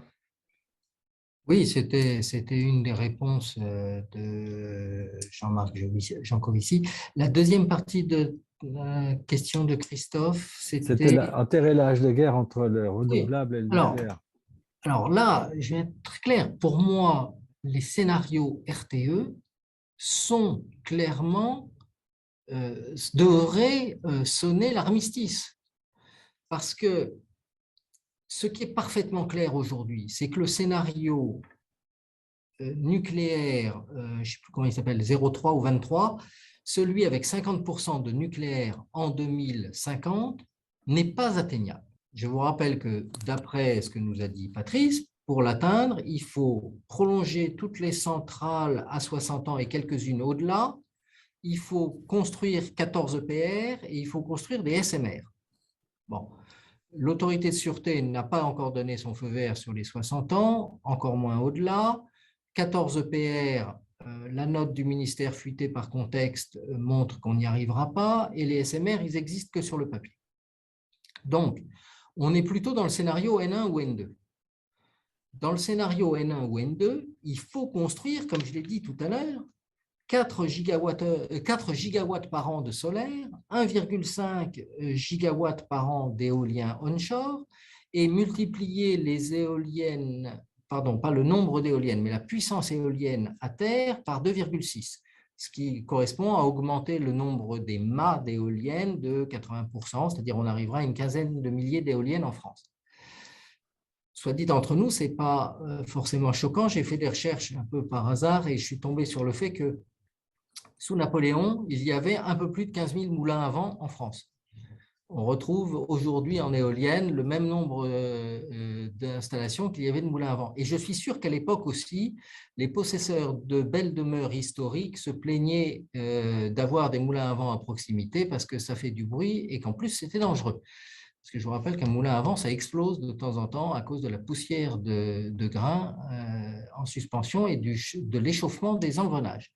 Donc, les éoliennes, il faudra en construire onshore et offshore. Le photovoltaïque, il faudra en faire. Et ceci, même dans l'hypothèse où on arriverait à faire plus que les 6 EPR qui viennent ou qui sont sur le point d'être décidés. Donc, je crois que là, il faut vraiment sonner la fin de l'armistice. On n'a plus le luxe du choix. Si on veut approvisionner la France en électricité dans des conditions décentes et qui permettent la réindustrialisation en plus, il va falloir de tout. Et beaucoup. Alors, Est-ce qu'il y a d'autres réponses sur le nucléaire, enfin, pour les autres participants, panélistes? je voulais peut-être ajouter un commentaire en lien avec les propriétés et les mérites de chacune des filières. Michel, j'avais noté en préparation de cette session là que vous aviez trouvé intéressant le débat sur la question du problème d'inertie du système électrique. C'est-à-dire que ce dont on a parlé aujourd'hui, essentiellement, c'est un équilibre offre-demande à une échelle de temps qui est de la demi-heure. Est-ce qu'il y a assez de production chaque demi-heure, etc. Mais il y a un problème spécifique qui apparaît, sur lequel il y a des travaux de recherche, un problème spécifique qui apparaît dans le cadre de la production intermittente provenant du solaire principalement, c'est que ce ne sont pas des machines tournantes synchrones par rapport au système électrique. C'est-à-dire que les cycles combinés gaz, les centrales nucléaires ont des alternateurs qui tournent au même rythme, à 50 Hz, tout ensemble synchronisés. Et si une nouvelle machine tournante se couple sur le réseau pour produire de l'électricité, elle va être entraînée, c'est une des propriétés physiques, elle va être entraînée, aspirée pour tourner au même rythme que les autres. Ce qui fait que cette inertie donne une stabilité très forte au système électrique en cas de défaillance de l'une ou l'autre des cycles de production. Donc, c'est une vertu qu'a le système électrique tel qu'il est construit aujourd'hui. Parce que sur ces cartes du 50 Hz, ça peut avoir des effets redoutables. Oui, alors quand il y a trop de demandes par rapport à la production, et bien la fréquence diminue jusqu'à un point où il y a une défaillance du système. Le problème du solaire, du développement massif du solaire, c'est qu'il ne crée pas d'inertie pour le système, et donc il faudra trouver des solutions électrotechniques pour pallier à cette propriété manquante. Et donc, il y a beaucoup de développements qui sont faits par les équipementiers, d'un point de vue théorique et par les équipementiers. Et donc, il n'y a pas de doute qu'à l'horizon où le problème se posera, et plutôt 2050, il y aura des solutions. Mais aujourd'hui, elles sont maîtrisées en laboratoire, mais elles n'ont pas été déployées à l'échelle. Et donc, c'est une des préoccupations qu'RTE remonte dans son analyse à 2050. Si je peux me permettre, c'est là aussi que les gaz verts jouent tout leur rôle. C'est-à-dire, si on a des CCGT, enfin des centrales à gaz, qu'on peut faire tourner dans un premier temps au gaz naturel, dans un deuxième temps soit au biogaz, soit à l'hydrogène. Ça, ce sont des machines tournantes, donc elles apportent une certaine inertie au système. Ceci dit, ça n'est pas avec les 8 gigawatts qu'on doit avoir actuellement en France que ça va être suffisant, d'où tous les enjeux autour de la taxonomie, etc., sur est-ce qu'on peut créer de nouveaux moyens de production électrique à partir du gaz, parce que, entre autres mérites, le fait de faire tourner une centrale au biogaz apporte de la stabilité en fréquence au système. Je vais peut-être revenir en complément sur 2 messages importants du rapport RTE. Le rapport RTE indique clairement que dans tous ces scénarios, il y a non pas des paris, mais des défis technologiques à 2050. Didier en a rappelé un pour ce qui est de la partie nucléaire, notamment relativement par exemple au SMR, et évidemment des systèmes 100%, un système 100% renouvelable pour toutes les raisons qui ont été évoquées, du besoin de flexibilité de stockage à l'heure actuelle et j'allais dire dépendant de défis technologiques.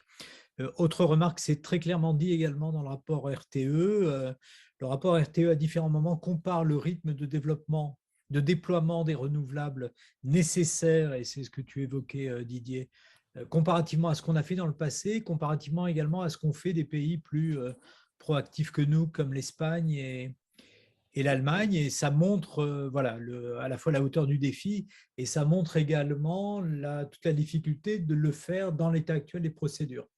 Alors, une question sur l'énorme défi de pédagogie qu'il va falloir pour expliquer aux populations et les rendre économes en énergie. Donc, bon, peut-être que vous pouvez peut-être rentrer un peu dans le détail de ce que vous sentez ou pas être un vrai défi de pédagogie.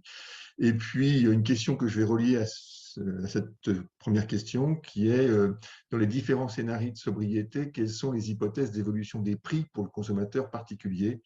Peut-être que les indicateurs de prix peuvent aider à faire comprendre des choses. Alors, oui, le prix peut aider à faire changer les comportements, mais comme je le disais tout à l'heure, il faut s'assurer que chacun des consommateurs exposés à ces prix a des moyens d'agir pour y échapper. L'un des problèmes qu'on a eu avec les gilets jaunes, c'est que c'était une taxe qui tombait et que les gens disaient « mais moi, je n'ai pas d'autre choix que ma voiture diesel pour me rendre au travail ». Ce qui d'ailleurs n'était pas forcément tout à fait exact. Dans un certain nombre de cas, vous regardez combien vaut une Zoé d'occasion, donc un véhicule électrique d'occasion, et vous apercevez que le payback, si vous faites 50 km par jour pour acheter une Zoé d'occasion pour faire votre trajet domicile-travail, il est de 2 ans. Donc, il y avait un certain nombre de gens qui auraient pu prendre cette option. Mais passons, il faut, si vous utilisez l'arme des prix et de la taxe carbone ou sous une forme ou sous une autre, il faut que les gens aient une échappatoire, c'est-à-dire qu'ils se disent, si j'investis ça, si je fais ceci, je peux m'en sortir.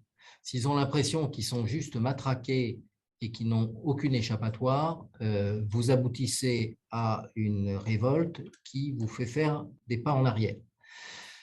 D'où le fait que si on utilise l'arme des prix, il faut renforcer fortement les systèmes qui permettent de changer votre chauffage pour avoir un chauffage plus économe, d'isoler mieux votre logement.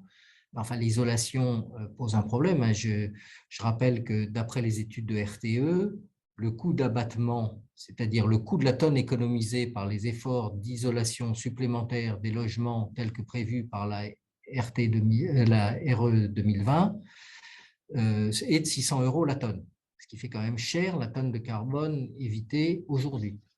Donc, il faut mettre en place des dispositifs qui permettent aux gens, en faisant une action positive, d'échapper au matraquage par les prix.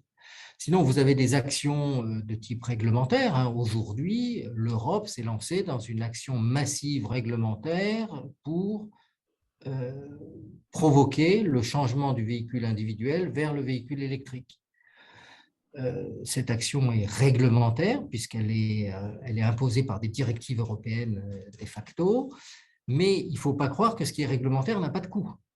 C'est-à-dire que concrètement, c'est l'ensemble des citoyens européens qui vont payer globalement la transformation du marché des véhicules diesel en véhicules électriques, le coût d'investissement plus élevé a priori des véhicules électriques, etc.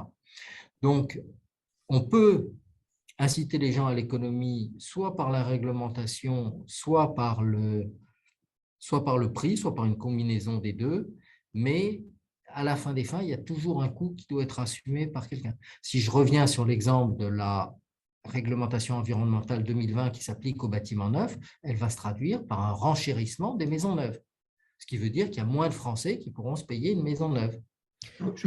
La question des prix se posait aussi sur les scénarios. Est-ce que les scénarios qui sont théoriques mais hors de portée en termes de prix pour l'utilisateur final, quoi. Tel que je comprends la question. Alors, en tout cas, les scénarios d'RTE, une des conclusions d'RTE, c'est qu'aucun des scénarios n'est hors de portée économiquement. Alors, ce qui ne résout pas la question de la manière dont on amorce la pompe idéalement durant cette décennie. Je vais prolonger par une autre remarque ce que dit Didier. Évidemment, on a une fin de décennie 2010 qui est assez douloureuse par rapport à ce qui est des signaux de prix, et notamment parce que voilà, on ne s'est pas finalement saisi suffisamment tôt des problèmes de répartition posés par la transition. Je vous donne un exemple. À l'heure actuelle, le bouclier tarifaire dont tout le monde va bénéficier sur le tarif de l'électricité, qui va coûter, si on a bien compris, de l'ordre de 15 milliards. Il est notamment lié au fait qu'on n'a pas su protéger les 5 millions de ménages les plus fragiles, à peu près 11 ou 12 millions d'habitants en France. Et on a, je crois, de l'ordre de 5 millions de passoires thermiques.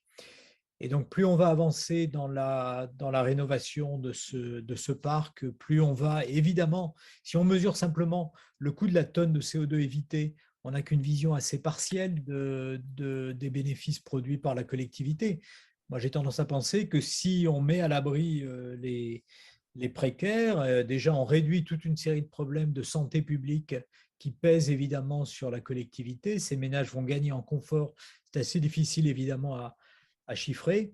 Et il me semble qu'à partir de là, surtout, on va pouvoir sans doute, puisqu'on aura mis ces ménages à l'abri, avoir des mécanismes de prix qui soient plus adaptés, plus dynamiques et qui évitent, lorsqu'on est face à un choc, de dire on se met tous aux abris, on met un bouclier très très large et ça coûte 15 milliards. Pour vous donner un ordre de grandeur, je suis allé regarder, on en parlait tout à l'heure avec Didier, le budget annuel de l'ANA, donc l'agence qui est en charge justement de l'habitat, et son budget annuel pour 2022 est de 3 milliards 200 millions d'euros à comparer aux 15 milliards, et sans compter évidemment les 5 milliards qui avaient été mis sur la table auparavant. Donc on a un beau paquet de 20 milliards là, qui s'explique évidemment par des phénomènes externes qu'on ne maîtrise pas sur le marché du gaz et sa transmission au marché d'électricité, mais qui s'explique également par le fait qu'on a pris du retard par rapport à tous ces enjeux et ce retard se traduit notamment par le fait que voilà, nos concitoyens les plus fragiles sont directement exposés à ces chocs. Et alors après, on peut évidemment imaginer qu'en période préélectorale, il y ait la tentation d'avoir un bouclier aussi large. Qu'est-ce qui explique le retard pris? C'est l'absence de choix politique au bon moment? C'est une bonne question. Alors, on ne va pas se flageller, mais on peut observer que le Conseil d'État a dit à l'État français en juillet dernier a pointé le retard qui avait été pris sur les cycles précédents de la stratégie nationale bas carbone, mais dans le même temps, la Cour constitutionnelle fédérale allemande disait à peu près la même chose à l'État allemand. Et donc, toutes les difficultés, elles sont liées au fait qu'on a voilà, des systèmes qui, de fait, sont assez performants et on produit beaucoup de bénéfices et évidemment une dette de carbone et qu'on a du mal à transformer ces systèmes qui sont des systèmes voilà, plutôt performants, en tout cas pour ce qui est de l'Europe. Donc, il y a une espèce d'effet de traîne. Économiquement, c'est des coûts échoués, des stranded assets. Alors, les stranded assets, c'est des actifs qui fonctionnaient assez bien dans l'ancien système. On peut visualiser des centrales à charbon en Allemagne, mais on peut également visualiser des véhicules diesel, par exemple, et qui ne sont pas très bien adaptés, voire proscrits ou dévalorisés dans le système qui va venir. Et donc, la transition entre ces deux systèmes, le fait que ça coince est tout sauf une surprise. Mais c'est bien la raison pour laquelle, et j'y reviens pour au moins la demi-douzaine, au moins pour la 5e fois depuis le début de nos échanges, c'est bien la raison pour laquelle il ne faut pas que ce débat soit un débat voilà, capturé par les techniciens et les spécialistes de ces questions. Il faut parvenir à l'installer dans le débat public. Et on est à quelques semaines d'une échéance essentielle. Et je n'ai pas été ébloui à ce stade par la manière dont voilà, ce débat, qui est vraiment un débat de transformation de société, a pu trouver sa place à l'agenda. On ne peut pas dire qu'il a une grande place dans les débats, non? Si je peux rebondir sur cette question scénario et prix, parce qu'elle est quand même très importante. Plusieurs remarques. Premièrement, nous, Engie, on a fait un certain nombre de scénarios, Gas for Climate en a fait d'autres, Frontier en Allemagne en a fait d'autres. Tous les scénarios montrent qu'un système équilibré entre le vecteur électricité, le vecteur gaz et le vecteur chaleur coûte moins cher globalement à la collectivité qu'un système, je dirais, qui tend au tout électrique. Pourquoi? Parce qu'il y a dans le tout électrique cette obligation d'instantanéité de l'équilibrage qui fait que vous faites vous devez faire beaucoup de réseaux, vous devez faire beaucoup de moyens de stockage ou de dispatchables, enfin des centrales qui peuvent démarrer au quart de tour ou des moyens de diffusion qui, à la fin des fins, ont un coût. Donc, les systèmes qui font appel à un vecteur gaz qui est intrinsèquement stockable à moindre coût sont moins chers globalement pour la collectivité et c'est un point important. Deuxième point, ils sont plus résilients à divers scénarios, et notamment le scénario où la rénovation énergétique ne se passe pas comme on le souhaiterait. C'est-à-dire on n'arrive pas, alors selon les scénarios, à rénover de manière complète et efficace entre 700 000 et 1 million de logements par an. Parce que si on n'arrive pas à les rénover de manière efficace, il faut continuer à chauffer des logements pas très bien isolés, pas très performants, et ça coûte quand même moins cher de les chauffer avec un moyen thermique qu'avec un moyen électrique. Donc, les scénarios sont à la fois moins chers et plus résilients. Et dernier point sur la comparaison des scénarios RTE, RTE dit en gros le scénario nucléaire est quand même moins cher que les scénarios renouvelables, toutes choses égales par ailleurs. C'est vrai, mais ça repose sur une hypothèse fondamentale qui est que vous acceptez le même taux de rémunération pour des investissements dans le nucléaire dont le temps de retour est d'au moins 40 ans et dans les renouvelables où votre temps de retour va être d'une dizaine ou d'une quinzaine d'années, ce qui est une hypothèse que les financiers ne partagent pas tous, c'est le moins qu'on puisse dire. Avec les compteurs intelligents, peut-on s'attendre à des modulations de prix très compliquées? Alors oui, il y a même une directive qui, de mémoire, prévoit que les fournisseurs d'électricité doivent fournir une tarification dite dynamique, c'est-à-dire qui reflète les prix de marché.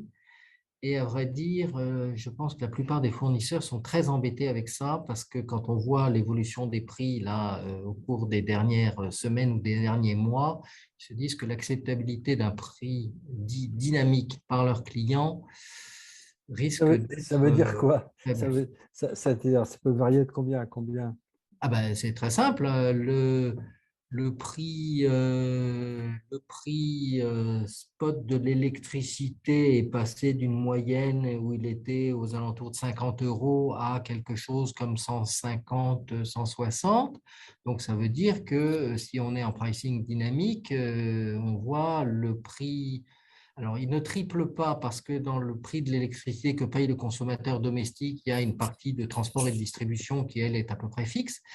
Mais ça veut dire que la partie variable qui doit représenter pas loin de la moitié, enfin un gros tiers en tout cas, est multipliée par 3. Donc, ça veut dire globalement que votre prix augmente d'au moins 50%. Donc, aujourd'hui, le nombre de clients qui seraient prêts à accepter ce prix dynamique me paraît faible. Non, ce que pourrait permettre Linky ou les compteurs intelligents, c'est peut-être de mieux gérer justement l'effacement diffus et de mieux le rémunérer. De ce point de vue-là, peut-être qu'on aurait pu imaginer un compteur qui soit aussi capable d'envoyer des signaux à certains appareils de s'arrêter à certains moments. Mais bon, ça n'est pas le cas aujourd'hui, donc cette disposition devra être éventuellement mise en place par d'autres moyens en passant par le cloud et des communications un peu plus complexes.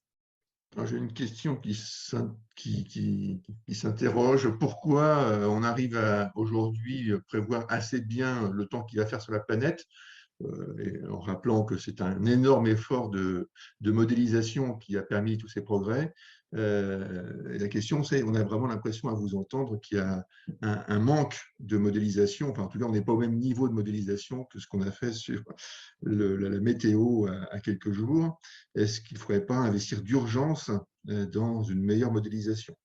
Alors moi, je ne suis pas un expert, hein, mais d'une part, aurait-on une meilleure modélisation, on n'aurait pas pour autant les capacités nécessaires pour passer les pointes de froid, même si on les voit mieux venir. Donc, il y a bien un sujet de capacité de production ou de capacité de flexibilité qui se pose indépendamment de la capacité à prévoir la météo. Alors, sur la performance de prévision, je crois, moi, il me semble qu'au contraire, on a beaucoup progressé sur les prévisions et que des activités de trading se développent sur la capacité à intégrer ces informations météo dans l'impact que ça aura sur le productible d'actifs renouvelables et l'impact à leur tour que ces productions auront sur les prix de marché et que certains traders optimisent tout ça. Alors après, on arrive à l'autre question qui est comment on pilote toutes ces décisions, toutes ces discussions et avec le niveau de maille suffisant. Donc, je n'ai plus la question sous les yeux, enfin, en rappelant tous les intervenants potentiels, théoriques en tout cas, qui mettons autour de la table pour discuter de tout ça. Et à partir de quel document? Oui, alors, parce que ça m'évoque cette question-là, c'est le malaise d'EDF sur cette question. C'est que ce qui est clair en droit français, c'est que celui qui est responsable de l'équilibre offre-demande, c'est RTE. Mais j'évoquais tout à l'heure les moyens de production hydroélectrique de réservoirs dont EDF est propriétaire, donc tous les barrages dans les Alpes et ailleurs. L'engagement de ces actifs pour produire de l'électricité, pour turbiner l'eau de ces barrages, est faite par EDF, qui en est propriétaire, sur la base de son anticipation de l'évolution des prix de marché, donc sur des signaux économiques, pas dans une responsabilité de maintien du système électrique en état. Et donc, s'il y a un jour un défaut sur le système électrique, forcément, des gens vont se tourner vers EDF en disant que c'est sa faute, quelque part aussi, si le système électrique est tombé. Et je pense qu'une des façons d'assurer une meilleure sécurité d'atteinte de tous nos objectifs de décarbonation et de sécurité d'alimentation des Français, c'est vraiment de rendre ce débat public. Et quelqu'un parlait tout à l'heure de l'enterrement de la hache de guerre entre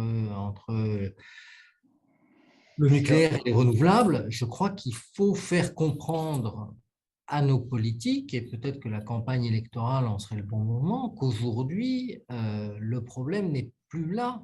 Le problème, c'est de mettre tous les renouvelables qu'on peut mettre, éolien, solaire, onshore, offshore, centralisé, décentralisé, le biométhane, la géothermie, l'hydrogène vert, de les mettre tous sur le pont pour arriver à satisfaire la demande énergétique de façon décarbonée. Et j'entends encore des politiques laisser entendre qu'on a le choix de choisir l'un ou l'autre. Malheureusement, je crois qu'on n'a pas le choix de choisir l'un ou l'autre. Il faut pousser les feux sur toutes ces solutions. Et nous, Engie, on est convaincus qu'on peut y arriver, qu'on peut arriver à satisfaire les besoins d'électricité de la nation, au-delà des 645 TWh des scénarios centraux de RTE, mais il faut s'y mettre tout de suite, essayer d'accélérer, et ensuite on ajustera la vitesse de développement des différentes énergies en fonction de ce qu'on voit se produire dans l'ensemble du paysage, à la fois sur l'offre et sur la demande. Mais sinon on risque d'être dans un scénario de sobriété forcée, si j'ose ainsi m'exprimer. Oui, ça c'est un point, on n'a peut-être pas le temps de l'aborder aujourd'hui, mais la sobriété des gigawatts, c'est impressionnant. Comment on peut y arriver? Est-ce que c'est une sobriété choisie ou une sobriété imposée? Pour reprendre les questions du Covid, à un moment, le Premier ministre, en mars 2020, avait dit « Je fais confiance dans la responsabilité des Français ». Puis une semaine après, on nous a mis un confinement forcé parce qu'on s'est rendu compte que la responsabilité des Français, elle a une certaine limite. C'est pas un peu pareil? Est-ce que vraiment le scénario de négawatt est réalisable avec une bonne volonté de tous, ou est-ce qu'il faudra passer par des mesures nettement plus coercitives? Je ne sais pas si on peut… Enfin, tout ça dépend. peut être un autre sujet de débat, mais quand Oui, même… non, mais moi, ça me paraît être globalement le débat essentiel, enfin, pas spécifiquement sur la sobriété, mais l'espèce de décalage qu'on a, notamment en France, qui… Finalement, j'ai l'impression collectivement, on a le sentiment que tous les problèmes ont été, grâce au génie français, ont été résolus au XXe siècle. Et on n'imaginait pas qu'au XXIe siècle, autant de questions relatives à l'énergie et à ce degré de complexité, avec un tel effet transformant sur l'organisation des sociétés, ait vocation à revenir.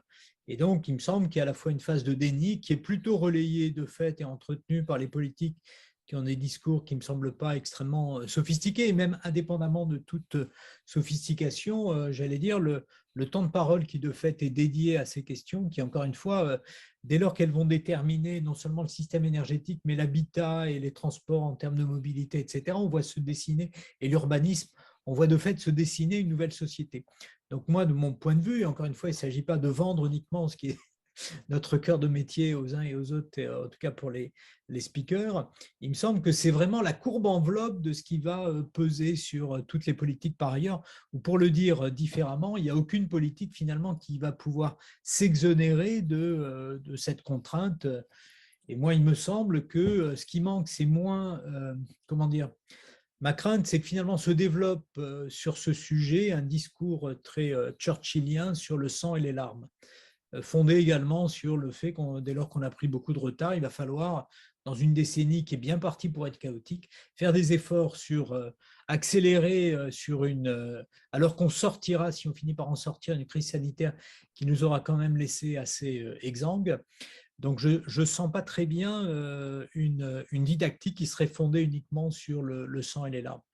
Et donc, moi, je suis très convaincu qu'il faut absolument mettre en avant, dans le même temps, encore une fois, pour un pays comme la France et pour la plupart des pays européens, les bénéfices que nous allons tirer de ces efforts, et assez rapidement. Encore une fois, si nous étions saoudiens ou russes, ce qui n'est pas encore le cas, la problématique serait différente, parce qu'une partie de la transition va consister à laisser sous terre une partie des barils et une partie des mètres cubes de gaz. Donc évidemment, ce serait très traumatisant. Mais pour un pays comme la France qui en importe 99,5%, il me semble qu'il y a plutôt toute une série de raisons de considérer avec beaucoup d'intérêt la portée de cet effort.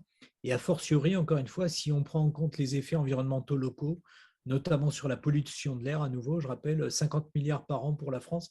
Il me semble que là, il y a à minima voilà, les termes d'un récit qui peuvent s'esquisser et qui n'est pas forcément traumatique. Sauf si on tarde encore et si on devait perdre une mandature. Et d'autant qu'on est en train de se retrouver dans une espèce d'effet de squeeze, si je puis dire, parce qu'au moment où nous parlons, le consensus européen s'est orienté vers le fait d'accroître les objectifs de la décennie dans laquelle nous sommes, parce qu'évidemment, il y a un effet de traîne lié au retard pris. Et donc, nous étions déjà en retard par rapport à un objectif de moins 40% de réduction des émissions de gaz à effet de serre en 2030. Et sans qu'on en parle réellement, en tout cas dans le débat public, nous nous orientons vers la nécessité d'être à moins 55% en 2030. J'ai eu l'occasion d'interpeller plusieurs ministres dans des Sénats classés étroits, et je dois dire que je n'ai pas été extrêmement convaincu des réponses. Peut-être on peut donner la parole à Jacques Roger Marchard. Peut-être vous pouvez vous présenter rapidement.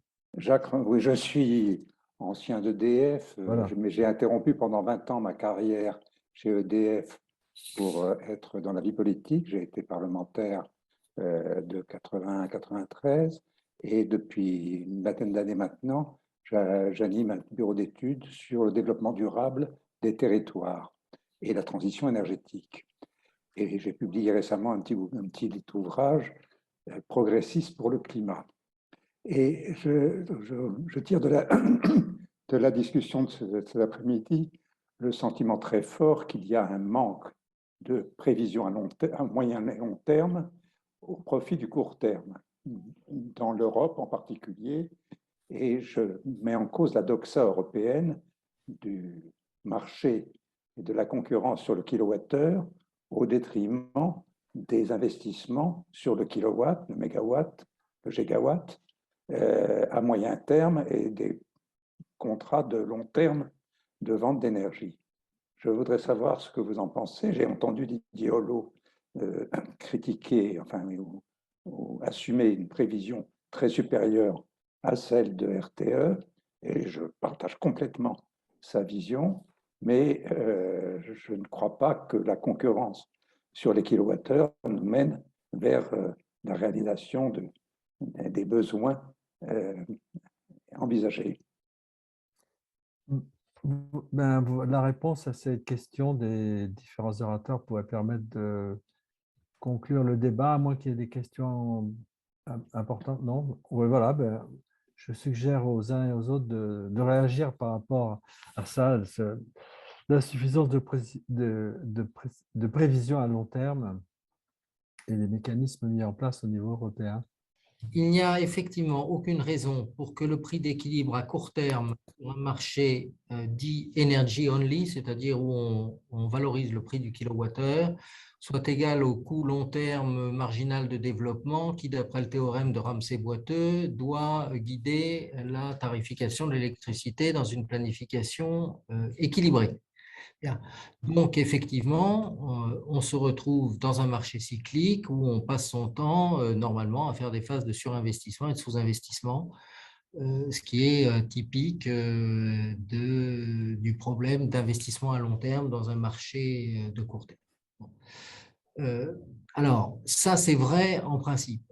En pratique, il faut reconnaître qu'avec les modes de soutien aux renouvelables, on a mis de côté les règles de marché pour favoriser des développements dont on suppose qu'ils sont conformes au bien commun, c'est-à-dire fournir de l'électricité tout en décarbonant. Ça reste artisanal, incomplet et par moments, ça révèle des choix implicites entre les différentes formes d'énergie renouvelable qui ne reflètent pas leurs vrais bénéfices pour la collectivité. Par exemple, ça aboutit à notre sens à un soutien beaucoup trop faible au biogaz ou d'une manière générale au gaz vert par rapport à d'autres formes d'énergie, alors que le biogaz, il est aisément stockable, il donne du revenu aux agriculteurs, il a plein d'externalités positives pour parler comme les économistes.